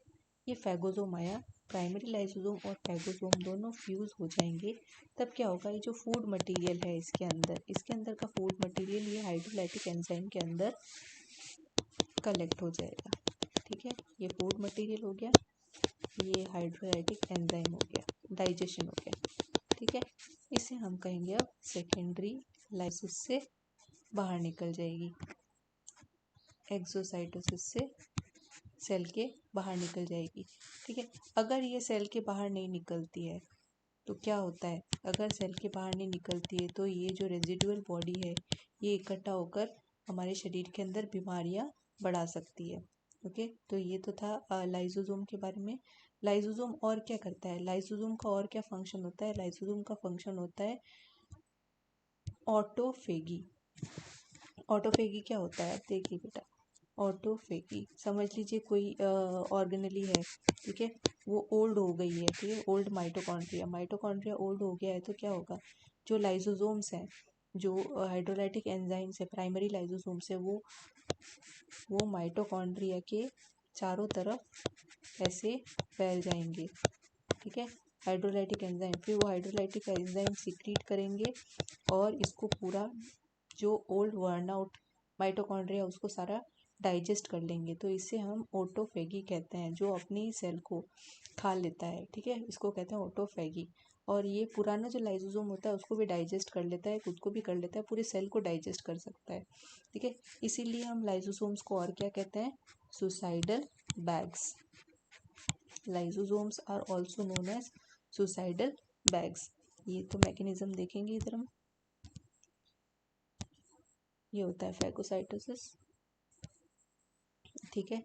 अब ये देखिए, जैसे ये प्राइमरी लाइसोसोम क्या हुआ, प्राइमरी लाइसोसोम फूड वैक्यूल के साथ में फ्यूज हो गया, फ्यूज होके ये क्या बना ली, इसने बना ली सेकेंडरी लाइसोसोम, ये सेकेंडरी लाइसोसोम बना दिया, ये डाइजेशन हो गया, ठीक है, डाइजेशन हो गया, ये तो हो गया फैगोसाइटोसिस, इसको फैगोसाइटोसिस कहेंगे कि फूड वैक्यूल के साथ आया, इसे फ्यूज हुआ यहाँ पे, ठीक है। नेक्स्ट है ऑटोफेगी। ऑटोफेगी में क्या हुआ, ये पुरानी जो भी है सेल ऑर्गेनेली, उसको इसने चारों तरफ से घेर लिया, लाइसोसोम ने घेर लिया, लाइसोसोम के साथ फ्यूज हो गया और इसको पूरे को डाइजेस्ट कर दिया, तो ये हो गई ऑटोफेगी, ठीक है।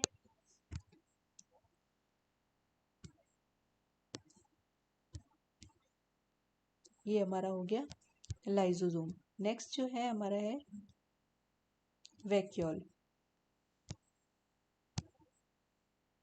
ठीक है। वैक्यूल एब्सेंट होता है बेटा, एनिमल सेल में प्रेजेंट होता है लेकिन बहुत कम होता है, प्लांट सेल और फंगल सेल में वैक्यूल्स ज़्यादा प्रेजेंट होता है। वैक्यूल्स का काम क्या होता है, स्टोरेज का काम होता है, ठीक है।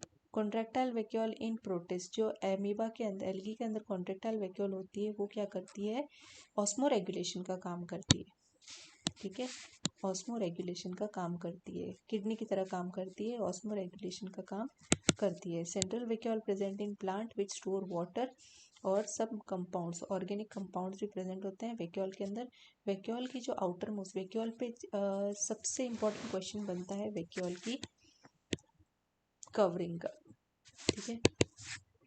वैक्यूल की जो आउटर मोस्ट लेयर है उसे हम कहते हैं टोनोप्लास्ट। सिर्फ टोनोप्लास्ट पे ही ज़्यादातर क्वेश्चंस बनते हैं, टोनोप्लास्ट, ठीक है। Sorry, tonoplast is the membrane covering the vacuole. Vacuole का ये काम होता है। ये देखिए सेंट्रल वैक्यूल है, ठीक है। Central vacuole is present in plant cell. ये प्लांट सेल के अंदर सेंट्रल वैक्यूल ऐसे प्रेजेंट है, ठीक है। ये पीछे साइटोप्लाज्म प्रेजेंट है, सेल वॉल एंड न्यूक्लियस, एक क्लोरोप्लास्ट है। जो वैक्यूल प्रेजेंट है, वैक्यूल की जो आउटर मोस्ट कवरिंग है, सॉरी, जो आउटर मोस्ट कवरिंग है उसे हम कहते हैं टोनोप्लास्ट, दैट इज टोनोप्लास्ट। ये वैक्यूल की कवरिंग है। तो ये तो एंडोमेम्ब्रेन सिस्टम, ये एंडोमेम्ब्रेन सिस्टम का वापस से देख लेते हैं हम क्या है, फिगर है, ठीक है। एंडोमेम्ब्रेन सिस्टम में क्या है, ये न्यूक्लियर एनवलप है। न्यूक्लियर एनवलप से एंडोप्लाज्मिक रेटिकुलम राइज हुआ है। ये क्या बनाएगा, प्रोटीन और लिपिड बनाएगा, ठीक है। जो आर ई आर है वो प्रोटीन बनाएगा, जो SCR है वो लिपिड बनाएगा। ये क्या होगा, एक वेसाइकल के थ्रू, ट्रांसफर वेसाइकल के थ्रू कहाँ पे फॉर्म हो जाए, कहाँ पे फ्यूज हो जाएंगे जाकर गोल्जी कॉम्प्लेक्स से जाए। यहाँ पे था प्रोटीन और लिपिड प्रेजेंट था। इन्होंने क्या किया, इसके प्रोटीन के साथ में इन्होंने जोड़ दी शुगर, लिपिड के साथ में भी जोड़ दी शुगर, ग्लाइकोसाइलेशन, और ग्लाइकोसाइलेशन का प्रोसेस हो गया। उसके बाद में क्या हो गया, जो ट्रांस फेज था वहाँ से क्या होगा, सिक्रीशन बाहर आ जाएगा, सिक्रीशन बाहर आएगा, ठीक है। और कुछ वेसाइकल्स क्या बनाएगी, हाइड्रोलाइटिक एंजाइम्स होगा उनके पास में, वो आगे जाके क्या बनाएगी, लाइसोसोम्स बनाएगी, ठीक है। अब सिक्रीशन, जो यहाँ पे जो मैच्योरिंग फेज था, इसने अब प्लाज्मा मेम्ब्रेन को अपना सिक्रीशन दे दिया और प्लाज्मा मेम्ब्रेन ने सिक्रीट करना शुरू कर दिया। ये था एंडोमेम्ब्रेन सिस्टम, ठीक है। अब नेक्स्ट हम पढ़ेंगे, अभी हमने सिंगल मेम्ब्रेन बाउंड स्ट्रक्चर पढ़े थे। एंडोमेम्ब्रेन सिस्टम में हमने पढ़े थे single membrane bound structure, endoplasmic reticulum, Golgi body, vacuole, lysosome, ये सारे थे सिंगल मेम्ब्रेन बाउंड स्ट्रक्चर। अब हम पढ़ेंगे डबल मेम्ब्रेन बाउंड स्ट्रक्चर के बारे में। तो कौन कौन से हैं double membrane bound structure? Double membrane bound structure दो ही है, माइटोकॉन्ड्रिया एंड क्लोरोप्लास्ट। क्लोरोप्लास्ट या प्लास्टिड्स, ठीक है, प्लास्टिड्स। ये है double membrane bound structure found in eukaryotic cell. अब ये रिजेंबल करते हैं बेटा प्रोकैरियोटिक सेल से। ये जो ऑर्गेनेली है वो प्रोकैरियोटिक सेल से रिजेंबल करती है। इसको प्रूव किया एंडोसिम्बायोटिक थ्योरी ने। एंडोसिम्बायोटिक थ्योरी क्या कहती है कि एक सेल था, प्रिमिटिव सेल था, ठीक है। प्रिमिटिव सेल के अंदर एक एरोबिक बैक्टीरिया था, वो इसके अंदर घुस गया। इसके अंदर घुस के उसने क्या किया, इसके अंदर घुस के उसने अपना प्रोटीन बनाना स्टार्ट कर दिया। तो सेल ने कहा प्रोटीन बनाने का कोई भी सिस्टम हमारे पास नहीं है, तो सेल ने इसको इसके अंदर से बाहर नहीं फेंका, इसके अंदर ही रहने दिया। एंडोसाइटोसिस से आ तो गया, एक्सोसाइटोसिस से वो बाहर नहीं निकाला। इसको मिल गई जगह, सेल को मिल गया एनर्जी, ठीक है। एनर्जी मिल गई, एनर्जी प्रोडक्शन ये करने लग गया, ठीक है। एनर्जी प्रोडक्शन ये प्रोकैरियोटिक बैक्टीरिया करने लग गया, एरोबिक बैक्टीरिया करने लग गया। तो इसकी मशीनरी सेम टू सेम कैसी थी, प्रोकैरियोट्स जैसी, ठीक है।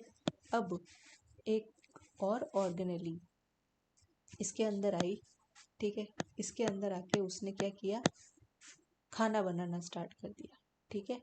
मतलब ऑटोट्रॉफिक मोड ऑफ न्यूट्रिशन दिखाना शुरू कर दिया। क्यों? क्योंकि इसके अंदर प्रेजेंट था क्लोरोफिल, ठीक है।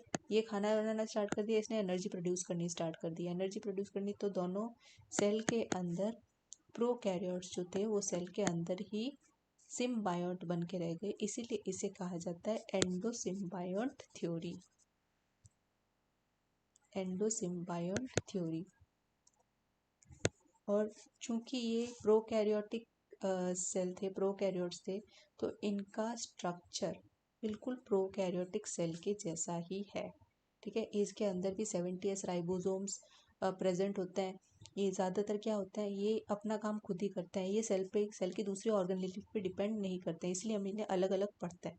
ठीक है, तो इन्हें ये और क्या शो करता है, सेमी ऑटोनॉमस कैरेक्टर शो करता है। सेमी ऑटोनॉमस मतलब कि खुद का मतलब खुद ही अपना काम कर लेते हैं, ज़्यादा ये सेल पे डिपेंड नहीं रहते हैं। ठीक है, क्योंकि ये तो खुद अपना प्रोवाइड कर रहा है ना, एक एनर्जी प्रोवाइड कर रहा है, एक फूड बना रहा है, तो इनको क्या कहता है, सेमी ऑटोनोमस ऑर्गेनेली भी कहा जाता है। ठीक है, सबसे पहले माइटोकॉन्ड्रिया के बारे में देखेंगे, एंडोसिम्बायंट थ्योरी में देख ली। माइटोकॉन्ड्रिया क्या है, site for cellular respiration, cellular respiration का साइट है, और क्लोरोप्लास्ट क्या है, साइट फॉर फोटोसिंथेसिस। परऑक्सीजोम्स क्या है, परऑक्सीजोम्स का अलग ही रोल है, वो क्या करते हैं, परऑक्साइड का, जो भी परऑक्साइड हमारे अंदर फॉर्म होता है उसका मेटाबॉलिज्म कौन करता है, परऑक्सीजोम्स करता है। ठीक है, एंडोसिम्बायंट थ्योरी हमने पढ़ ली। ये देखिए एंडोसिम्बायंट थ्योरी का पिक्चर भी आ गया है। ठीक है, ये थे एंसेस्टर ऑफ यूकैरियोटिक सेल, ये एंसेस्टर ऑफ यूकैरियोटिक सेल। इसके अंदर कौन है, इसके अंदर ऑक्सीजन, नॉन फोटोसिंथेटिक बैक्टीरिया इसके अंदर घुसा। ठीक है, ऑक्सीजन यूजिंग यानी कि एरोबिक बैक्टीरिया इसके अंदर घुस के क्या बन गया, माइटोकॉन्ड्रिया, और फोटोसिंथेटिक प्रोकैरियोट यहाँ पे घुस के बन गया क्लोरोप्लास्ट। ठीक है, तो ये थे फोटोसिंथेटिक यूकैरियोट, और ये इसके अंदर जीवन पर रहकर क्या करने, सिम्बायंट बनकर रहने लगे और एनर्जी प्रोवाइड करने लगे। ठीक है, अब हम पढ़ेंगे माइटोकॉन्ड्रिया के बारे में। क्या है माइटोकॉन्ड्रिया, माइटोकॉन्ड्रिया एक स्ट्रक्चर है। ठीक है, ये इसकी आउटर मेम्ब्रेन है, और इसकी जो इनर मेम्ब्रेन है वो इनवेजिनेशन शो करती है। ठीक है, ये आउटर मेम्ब्रेन है, परमिएबल है, इसमें पोरेंस प्रेजेंट है। आउटर मेम्ब्रेन, पोरेंस, और पोरेंस क्या, प्रोकैरियोट्स में भी पोरेंस प्रेजेंट होता है। ओके, तो ये रिजेंबल कर रही है प्रोकैरियोट से। तो स्मूथ मेम्ब्रेन है, ये है परमिएबल मेम्ब्रेन है, जो अंदर वाली मेम्ब्रेन है वो सेमी परमिएबल मेम्ब्रेन है। ठीक है, इनर मेम्ब्रेन, इन्हें हम कहेंगे क्रिस्टे। ठीक है, फोल्डिंग स्ट्रक्चर है, क्यों फोल्डिंग स्ट्रक्चर है, तो वो सरफेस एरिया बढ़ाने के लिए, सेल का सरफेस एरिया बढ़ाने के लिए। अब जो इनर मेम्ब्रेन है, इंटर मेम्ब्रेन स्पेस और मैट्रिक्स, दो पार्ट्स में डिवाइडेड है। ये इसका है मैट्रिक्स। मैट्रिक्स के अंदर प्रेजेंट होगा बेटा DNA, single circular DNA present होगा, जैसा कि प्रोकैरियोट्स में प्रेजेंट होता है। ठीक है, इसका जो मैट्रिक्स है, जेली लाइक स्ट्रक्चर इसमें भी प्रेजेंट है। इसके अंदर राइबोसोम्स प्रेजेंट होंगे। कौन से राइबोसोम्स प्रेजेंट होंगे, 70s राइबोसोम्स, जो इसकी प्रोटीन का सिंथेसिस करेंगे। ठीक है, जो इनर मेम्ब्रेन का इंटरनल पार्ट है वहाँ पे प्रेजेंट होंगे bulb like structure, racket like structure, उन्हें हम कहेंगे ऑक्सीसोम्स। ऑक्सीसोम्स क्या करेंगे, ऑक्सीसोम्स का क्या फंक्शन होता है, एटीपी सिंथेसिस का, एटीपी सिंथेसिस का, ये इसका ऑक्सीसोम्स का फंक्शन होता है। ठीक है, ये देखिए स्ट्रक्चर देखिए माइटोकॉन्ड्रिया का,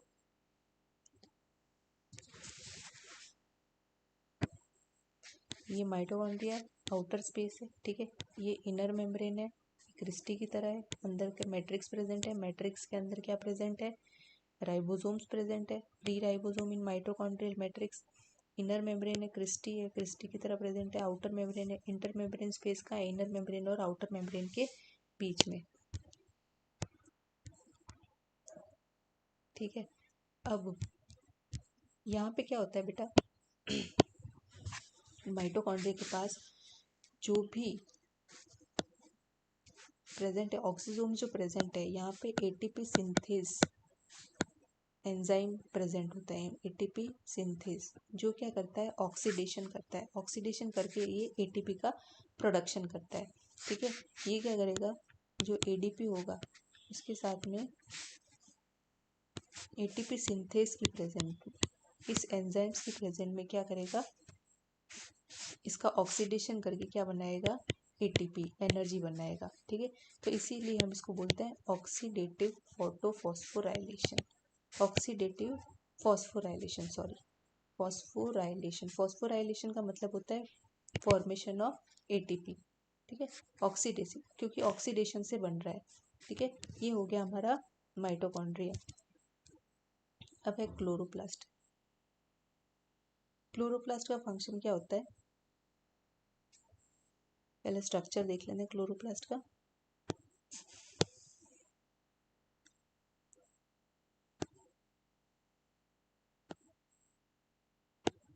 ये क्लोरोप्लास्ट है। क्लोरोप्लास्ट भी डबल मेम्ब्रेन स्ट्रक्चर है, लेकिन इसमें क्या है, दोनों मेम्ब्रेन्स जो है वो स्मूथ है। आउटर मेम्ब्रेन है, पोरेंस प्रेजेंट है इसमें भी। ठीक है, ये भी जस्ट लाइक स्ट्रक्चर दिखाएगा कैसा, प्रोकैरियोट्स जैसा। ठीक है, आउटर मेम्ब्रेन भी प्रेजेंट है, इसके अंदर प्रेजेंट है इसका ये स्ट्रोमा प्रेजेंट है। स्ट्रोमा के अंदर प्रेजेंट है थाइलाकॉइड्स। ठीक है, ये है थाइलाकॉइड। एक अगर सिक्का है उसे कहेंगे थाइलाकॉइड, और पूरा स्टेक है, पूरे स्टेक को हम कहेंगे ग्रैनम। ठीक है, इसका जो मैट्रिक्स है उसे हम कहेंगे स्ट्रोमा। थाइलाकॉइड के अंदर, थाइलाकॉइड के अंदर प्रेजेंट होता है chlorophyll. Chlorophyll is present in thylakoid. Chlorophyll कहाँ पे, थाइलाकॉइड का मेसोफिल सेल्स में, लीव्स की मेसोफिल सेल्स में प्रेजेंट होगा क्लोरोफिल। ठीक है, क्लोरोफिल क्या करेगा, लाइट को कैप्चर करेगा, एनर्जी का प्रोडक्शन करेगा। लाइट को कैप्चर करके क्या करेगा, एनर्जी का प्रोडक्शन करेगा। तो स्ट्रोमा है इंटरनल फ्लूइड, और ग्रेना को ग्रेना से कनेक्ट करने वाला जो स्ट्रक्चर है उसे हम कहते हैं stromal lamellae. Stromal lamellae. Okay, तो इसका क्या फंक्शन होता है, लाइट को कैप्चर करके फोटोसिंथेसिस करना। ठीक है, ये इसका स्ट्रक्चर। ये थाइलाकॉइड है, डीएनए प्रेजेंट है। स्ट्रोमा के अंदर सारे प्रेजेंट है, राइबोसोम्स, डीएनए, सब कुछ प्रेजेंट कहाँ पे होगा, स्ट्रोमा के, क्लोरोप्लास्ट के स्ट्रोमा के अंदर प्रेजेंट होगा। इनर आउटर मेम्ब्रेन देख लीजिए, ये टीएम भी दे रखा है। नेक्स्ट है परऑक्सीजोम। परऑक्सीजोम, परऑक्सीजोम का काम क्या है, मेटाबॉलिज्म करता है ये परऑक्साइड का। मेटाबॉलिज्म यानी परऑक्साइड को बनाएगा भी और परऑक्साइड को तोड़ेगा भी। ठीक है, metabolism of peroxide is peroxide. ठीक है, तो एनाबॉलिज्म और catabolism, what is metabolism, anabolism and catabolism. जब इसको इसको बनाना होगा तो ये एंजाइम बनाएगा ऑक्सीडेज। ठीक है, और जब इसका कैटाबॉलिज्म करना होगा तो इसको बनाएगा परऑक्सीडेज। ये एंजाइम का फॉर्मेशन इसमें ही होता है। अब इसके क्या क्या फंक्शन होते हैं, ये बस हाइड्रोजन परऑक्साइड को कन्वर्ट करता है वाटर में। हाइड्रोजन परऑक्साइड को कन्वर्ट करता है वाटर में। ये होता है परऑक्सीजोम का फंक्शन। ठीक है, अब ये है, यहाँ माइटोकॉन्ड्रिया प्रेजेंट है, ये माइटोकॉन्ड्रिया प्रेजेंट है, ये क्लोरोप्लास्ट प्रेजेंट है, परऑक्सीजोम कहीं पे यहाँ पे प्रेजेंट है परऑक्साइड का मेटाबॉलिज्म करने के लिए। फिर आता है साइटोस्केलेटन। साइटोस्केलेटन बेटा तीन टाइप्स के, माइक्रोट्यूब्यूल, माइक्रोफिलामेंट और इंटरमीडिएट फिलामेंट। ठीक है, माइक्रोट्यूब्यूल, साइटोस्केलेटन का क्या फंक्शन होता है, साइटोस्केलेटन का फंक्शन होता है, अच्छा साइटोस्केलेटन पहले देखें क्या होता है, क्या है साइटोस्केलेटन, बोले ही जा रही हूँ। साइटोस्केलेटन, सेल का स्केलेटन। ठीक है, सेल का स्केलेटन, ये होता है साइटोस्केलेटन। सेल को शेप देने वाला, रिजिडिटी देने वाला, है ना, उसको फ्लेक्सिबिलिटी देने वाला साइटोस्केलेटन कहलाता है। साइटोस्केलेटन तीन चीजों से मिलकर बनता है बच्चों। एक तो होता है माइक्रोट्यूब्यूल, पूरे साइटोप्लाज्म में होता है present, microtubule, microfilament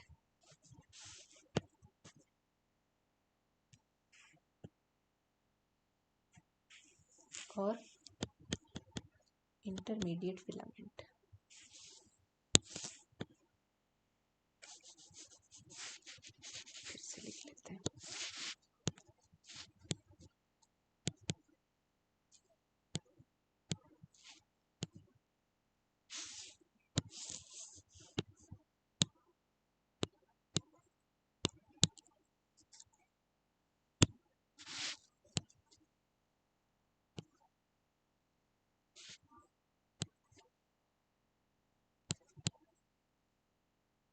microtubule,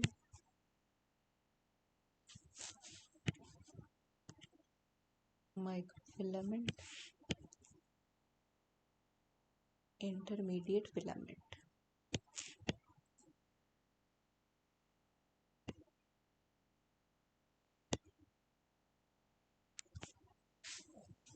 microtubule क्या होता है बेटा? माइक्रोट्यूब्यूल एक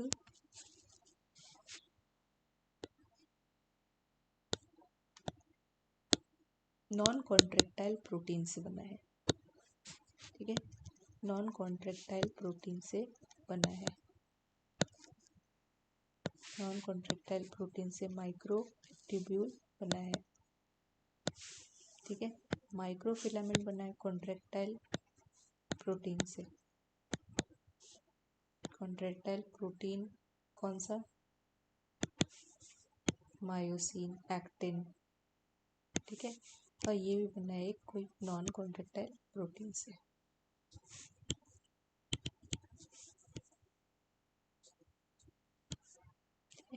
ये नॉन कॉन्ट्रेक्टाइल प्रोटीन है ट्यूबुलिन, ट्यूबुलिन प्रोटीन है, ये नॉन कॉन्ट्रेक्टाइल प्रोटीन है, ठीक है। इनके डिफरेंसेस हम देखेंगे तो हमें सब समझ में आ जाएगा।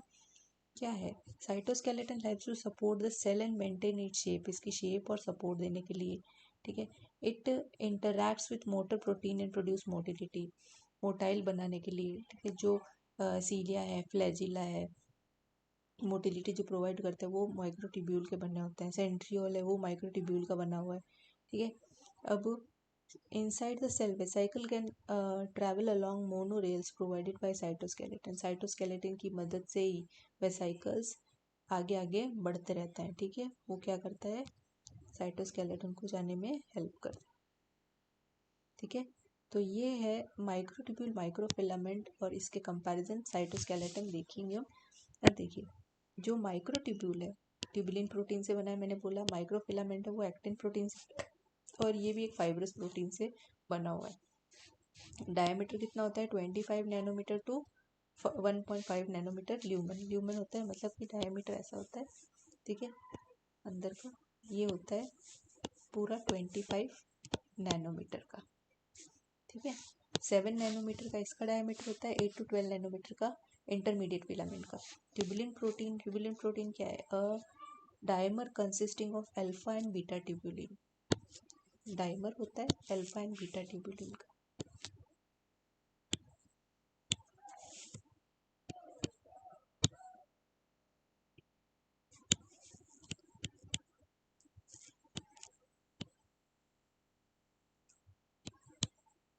ट्यूबुलिन क्या है? डाइमर है, एक डाइमर प्रेजेंट होता है अल्फा ट्यूबुलिन और बीटा ट्यूबुलिन का, ठीक है। ये होता है एक्टिन फिलामेंट का और several types of protein depending upon them. Main function क्या होता है माइक्रोट्यूब्यूल का? इसको मोटिलिटी सेल को प्रोवाइड करता है और क्रोमोसोम का मूवमेंट बनाता है और ऑर्गेनेली की मूवमेंट को ये फैसिलिटेट करता है, ओके। इसका ये फंक्शन होता है। और इसका क्या फंक्शन होता है माइक्रोफिलामेंट का? ये सेल की शेप को चेंज करता है। कॉन्ट्रैक्टाइल होता है ना मायोसिन, जैसे मसल सेल्स होती है, मसल सेल का मसल कॉन्ट्रैक्शन। साइटोप्लाज्मिक स्ट्रीमिंग, जो साइटोप्लाज्म होता है वो न्यूक्लियस के वैक्यूल के चारों ओर घूमता है, ठीक है, स्ट्रीमिंग शो करता है, उसे हम कहते हैं साइटोप्लाज्मिक स्ट्रीमिंग। तो उस वो किस वजह से होता है? वो माइक्रोफिलामेंट की प्रेजेंस की वजह से होता है। सेल मोटिलिटी, स्ट्यूडोपोडिया में जो होता है ये माइक्रोफिलामेंट काम आता है। और intermediate filament maintenance of cell shape, shape जो भी टेंशन प्रोवाइड करनी होती है सेल को, जो भी शेप प्रोवाइड करना होता है वो इंटरमीडिएट फिलामेंट्स का काम होता है, ठीक है। न्यूक्लियस के चारों ओर इंटरमीडिएट फिलामेंट ज़्यादा देखने को मिलेंगे, वो न्यूक्लियस को संभाले हुए रहते हैं इंटरमीडिएट फिलामेंट। और जो न्यूक्लियर लेमिना है वो भी फॉर्म कहाँ से होता है? इंटरमीडिएट फिलामेंट से फॉर्म होता है, ठीक है। ये तो थे हमारे साइटोस्केलेटन। साइटोस्केलेटन हो गया। सेंट्रोजोम एंड सेंट्रियोल, अब ये दो स्ट्रक्चर्स बाकी हमारे, सेंट्रोजोम एंड सेंट्रियोल। सेंट्रोजोम्स जो है, सेंट्रोजोम क्या होता है, सेंट्रियोल क्या होता है? सेंट्रियोल क्या है? मेम्ब्रेन लेस ऑर्गेनेली है,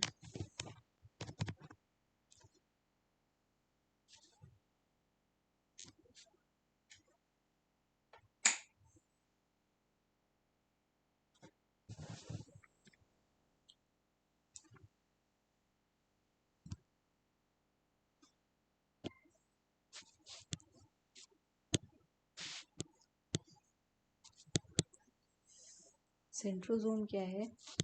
मेम्ब्रेनलेस है ना, कोई मेम्ब्रेन नहीं, मेम्ब्रेनलेस। एक है राइबोसोम और एक है centrosome. Centrosome is a membraneless organelle.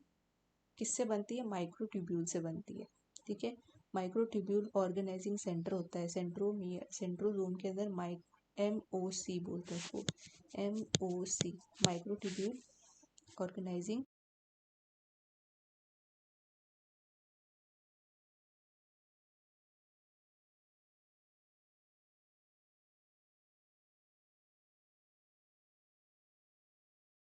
The microtubule centrosome को बनाता है। सेंट्रोसोम क्या होता है? सेंट्रियोल, जब सेंट्रियोल प्रेजेंट होता है, centriole tube like structure present है, ठीक है, ये एक दूसरे के परपेंडिकुलर प्रेजेंट होंगे। ठीक है, यहाँ पे एक एमॉर्फस कवरिंग प्रेजेंट होगी जो इसको बनाएगी, एमॉर्फस कवरिंग। ठीक है, पाउडरी कवरिंग प्रेजेंट होगी। तो जब एक एक ये स्ट्रक्चर होगा उसे हम कहेंगे सेंट्रियोल, और जब पेयर में प्रेजेंट होंगे तो इसे हम कहेंगे सेंट्रोजोम। ठीक है, किससे बनता है? ये माइक्रोट्यूब्यूल से मिलकर बनता है। माइक्रोट्यूब्यूल इसको सेंट्रियोल को, सेंट्रोजोम को बनाता है। Only present in animal cell, सिर्फ एनिमल सेल में ही प्रेजेंट होता है। और कब विजिबल होता है? सेल डिवीजन के टाइम पे ही विजिबल होता है। ठीक है, स्पिंडल फाइबर्स जो होते हैं वो यही बनाता है, यही रिस्पॉन्सिबल होता है स्पिंडल फाइबर्स को बनाने के लिए। ठीक है, ये हमारा सेंट्रियोल, ये देखिए माइक्रोट्यूब्यूल से मिलकर बना है। ठीक है, दिस इज द सेंट्रियोल, ये माइक्रोट्यूब्यूल से मिलकर बना है। ये देखिए ये माइक्रोट्यूब्यूल, ये एक माइक्रोट्यूब्यूल है। इसका अल्फा बीटा ट्यूब्यूलिन प्रोटीन का बना होता है। अल्फा ट्यूब्यूलिन और बीटा ट्यूब्यूलिन देखा तो पढ़ा था हमने। बीटा ट्यूब्यूलिन इसका मिलके बना है। और ये है, एक है सेंट्रियोल और ये पूरा है सेंट्रोजोम। ओके, ये सेंट्रोजोम। देखिए TEM का स्ट्रक्चर भी दे रखा है इसमें, ये TEM। ओके, इसका स्ट्रक्चर कैसा होता है?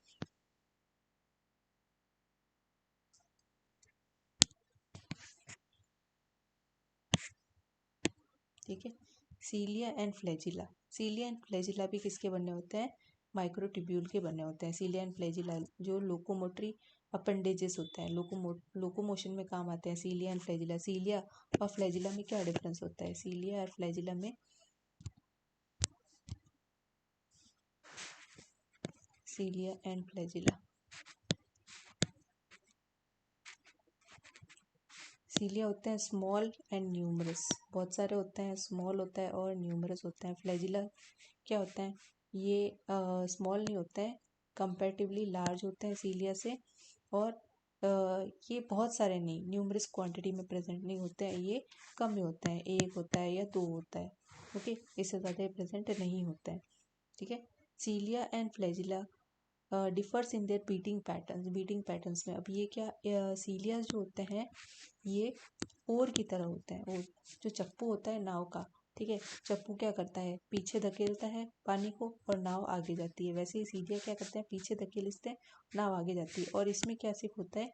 बीटिंग, बीटिंग कर करके फ्लैजिला आगे ऑर्गेनिज्म को बढ़ाता है। ये भी माइक्रोट्यूब्यूल से बने होते हैं। ओके, ये हो गया हमारा माइक्रोट्यूब्यूल का स्ट्रक्चर, हमने देखा था। माइक्रोट्यूब्यूल देख लिया हमने, सीलिया फ्लैजिला देख लिया हमने। सीलिया फ्लैजिला का क्या होता है? Core of microtubule sheath by the plasma membrane. अब माइक्रोट्यूब्यूल के चारों ओर, माइक्रोट्यूब्यूल का जब हम TS सेक्शन काटते हैं, ठीक है, TS सेक्शन काटते हैं तो हमें क्या नजर आता है? बीच में एक प्रोटीन हब प्रेजेंट होता है। ठीक है, एक और रेडिएटिंग कैनाल्स निकलती है, 3 4 5 6 9 9 होती है। ठीक है, यहाँ पे प्रेजेंट होते हैं A B C तीन माइक्रोट्यूब्यूल के प्रेजेंट होता है।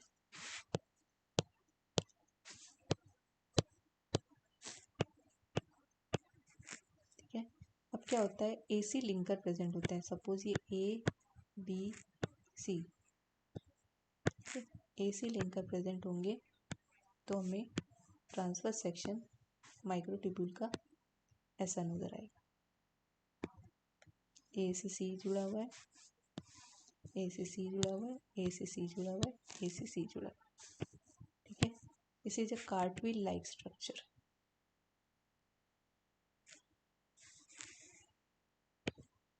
कार्टविल स्ट्रक्चर, ठीक है। प्रोटीन से ये रेडिएटिंग कैनाल है, ये है प्रोटीन हब है, प्रोटीन हब प्रेजेंट है, ओके। ये माइक्रोट्यूब्यूल स्ट्रक्चर है सेंट्रियोल का। सेंट्रियोल अगर हम टीएस सेक्शन काटेंगे सेंट्रियोल हमें ऐसा नज़र आएगा। ये माइक्रोट्यूब्यूल प्रेजेंट है, ए पी सी कैसे ए सी लिंकर से जुड़े हैं ये। तो इसका अरेंजमेंट कैसा होगा, कितने माइक्रोट्यूब्यूल्स प्रेजेंट है, इसका अरेंजमेंट होगा 9+0, ठीक है। 9 यहाँ पे ये पेरी पेरी को रिप्रेजेंट करता है, पेरी पेरी पे कितने माइक्रोट्यूब्यूल्स है और ये सेंटर में कितने माइक्रोट्यूब्यूल्स है। इस बेसिस पर हम ये अरेंजमेंट देखते हैं 9+0 का। हमें पता है कितने माइक्रोट्यूब्यूल्स प्रेजेंट है, 1 2 3 9 का अरेंजमेंट है, ठीक है। टोटल माइक्रोट्यूब्यूल्स हमसे पूछेंगे तो टोटल कितने प्रेजेंट, 9 3 27 टोटल माइक्रोट्यूब्यूल्स इन सेंट्रोमियर। सेंट्रोमियर के अंदर टोटल 27 माइक्रोट्यूब्यूल्स प्रेजेंट होंगे। और अगर हमें पूछे सेंट्रोजोम में कितने माइक्रोट्यूब्यूल्स प्रेजेंट होंगे तो 27 इंटू 2 कर देंगे, यानी 52 microtubules are present in a centrosome. Centrosome के अंदर 2 सेंट्रियोल्स प्रेजेंट होते हैं, ठीक है।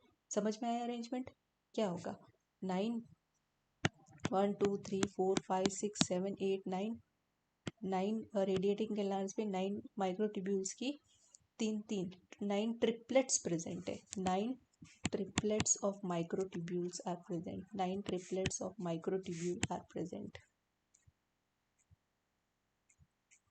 9 ट्रिपलेट है माइक्रोट्यूब्यूल्स के, बीच में प्रोटीन हब प्रेजेंट है, बीच में कोई भी माइक्रोट्यूब्यूल प्रेजेंट नहीं है सेंट्रियोल में, ठीक है। तो एक सेंट्रियोल के अंदर 9+0 का अरेंजमेंट मिलेगा हमें।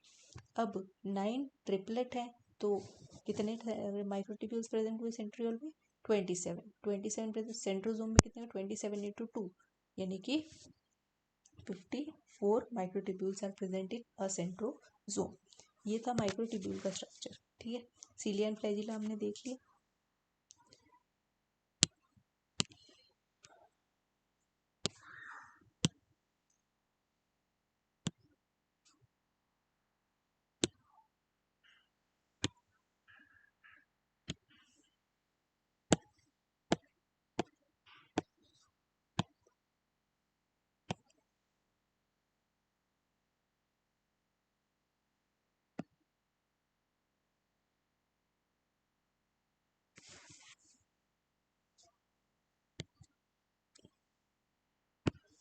अब ये तो है बेटा माइक्रोट्यूब्यूल का, और ये है cross section of cilium. Cilium का स्ट्रक्चर हम देखेंगे। जब सीलियम का टीएस काटेंगे हम तो हमें कैसा स्ट्रक्चर दिखेगा, ठीक है।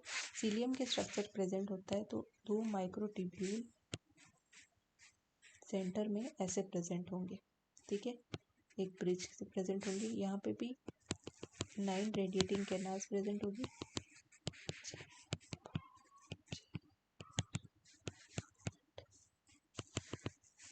लेकिन यहाँ पे माइक्रोट्यूब्यूल का हमें क्या नजर आएगा, डबलेट।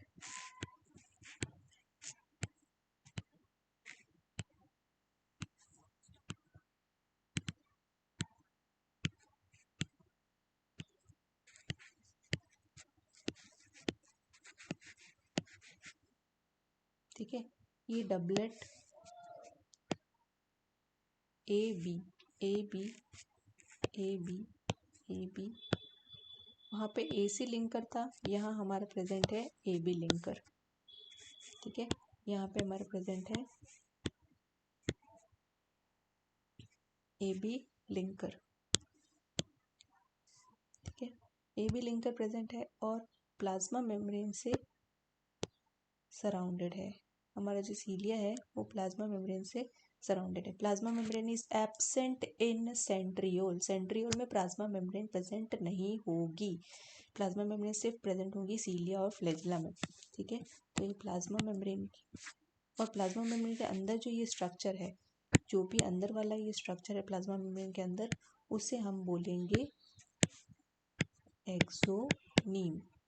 तो एग्जाम में ना एक्सोनीम का अरेंजमेंट पूछा जाता है, एक्सोनीम का अरेंजमेंट पूछा जाता है, तो इसे हम क्या बोलेंगे, कौन सा अरेंजमेंट है, 2 माइक्रोट्यूब्यूल पेरिफेरी पे प्रेजेंट है, 9 माइक्रोट्यूब्यूल का, 9 का doublet, 9 doublet of microtubule present है।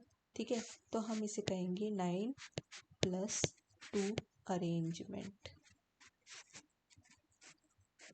ठीक है, 9+2 अरेंजमेंट। अब टोटल कितने माइक्रोट्यूब्यूल हो गए, 9 2 18, 19 एंड 20। तो टोटल माइक्रोट्यूब्यूल का नंबर कितना है सीलिया में, total of 20 microtubule. Total 20 microtubules are present in exoneme structure of cilia। ठीक है, माइक्रोट्यूब्यूल का ये स्ट्रक्चर है।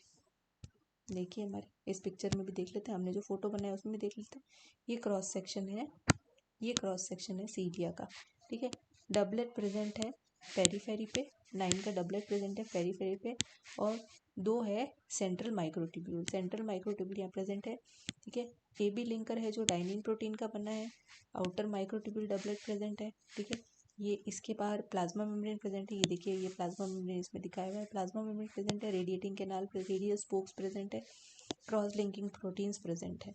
तो this is the difference between cilia and centriole. Centriole में भी माइक्रोट्यूब्यूल का अरेंजमेंट है, और सेंट्रियोल में भी और सीलिया में भी माइक्रोट्यूब्यूल का अरेंजमेंट है, बस अरेंजमेंट का जो सिस्टम है वो थोड़ा सा डिफरेंट है। ठीक है, ये हो गया हमारा सीलिया एंड फ्लैजिला। अब एक हमारा टॉपिक बचा है सेल वॉल का।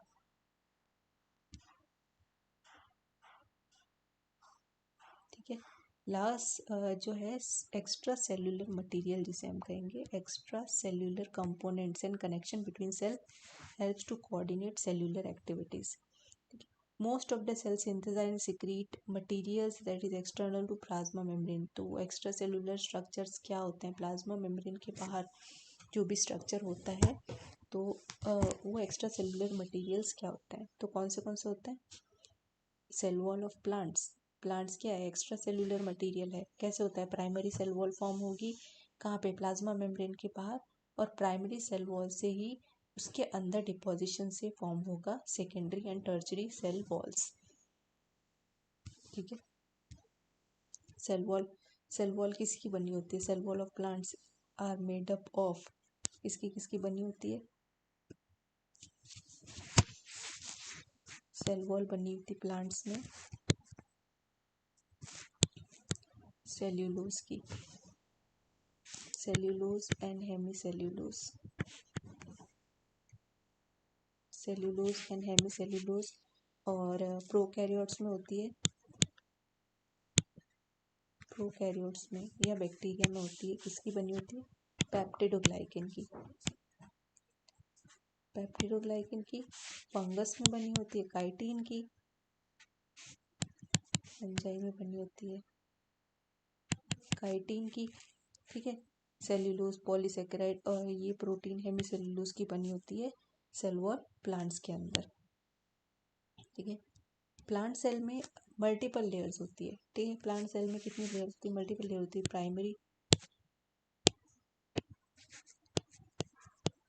प्राइमरी लेयर, सेल वॉल की प्राइमरी लेयर क्या होती है, थिन होती है, फ्लेक्सिबल होती है।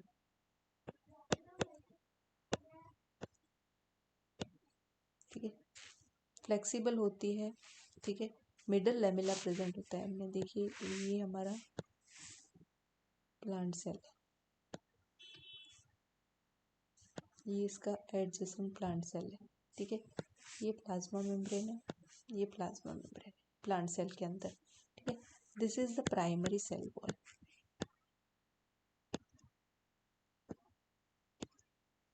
Primary cell wall. ठीक है, प्राइमरी सेल वॉल के अंदर डिपोजिशन होगा पैक्टिन का और सुबेरिन का। प्लाज्मा मेम्ब्रेन के बाहर प्राइमरी के अंदर वो बनाएगी सेकेंडरी सेल वॉल। अब प्राइमरी सेल वॉल क्या होती है, primary cell is completely permeable. ये परमिएबल होगी, ठीक है, परमिएबिलिटी शो करेगी। प्लाज्मा मेम्ब्रेन सेमी परमिएबल होगी, ये परमिएबल होगी। और जो सेकेंडरी सेल वॉल होगी, पैक्टिन और सुबेरिन का डिपोजिशन होगा, उस वजह से ये क्या होगी, इम्परमिएबल मेम्ब्रेन होगी, डेड होगी, इम्परमिएबल होगी, क्योंकि ये सिर्फ डिपोजिशन से बनी है, ठीक है। Secondary cell wall added between plasma membrane and primary cell wall, ठीक है, ये हो गया। अब इन दोनों की जो आदान प्रदान का है ना, एक सेल से दूसरे सेल में जो ट्रांसपोर्ट का सिस्टम है, ये होगा प्लाज्मोडेस्मेटा के through.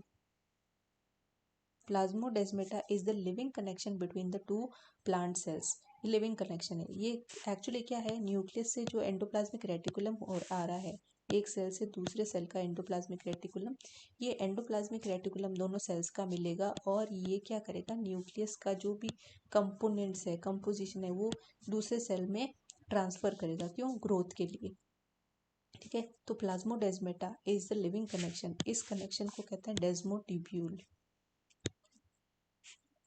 डेस्मोटिब्यूल, okay.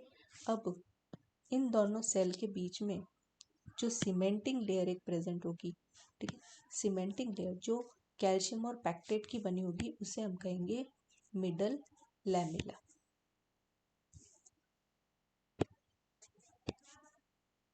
Middle lamella, okay, that is made up of calcium, magnesium and calcium pectate. ये था प्लांट सेल के बारे में। हम देखिए, अभी बता रही हूँ मैं आपको डायग्राम के अंदर। ये हमारा प्लांट सेल है, ठीक है, प्लांट सेल है, इसके अंदर वैक्यूल है, प्लाज्मा मेम्ब्रेन प्रेजेंट है, ठीक है। ये है primary cell wall.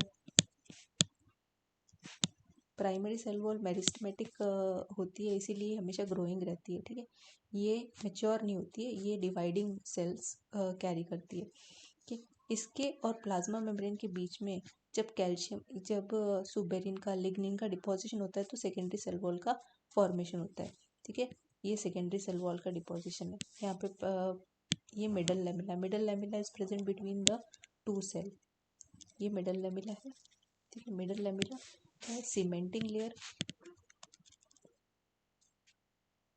Cementing layer between the two sales.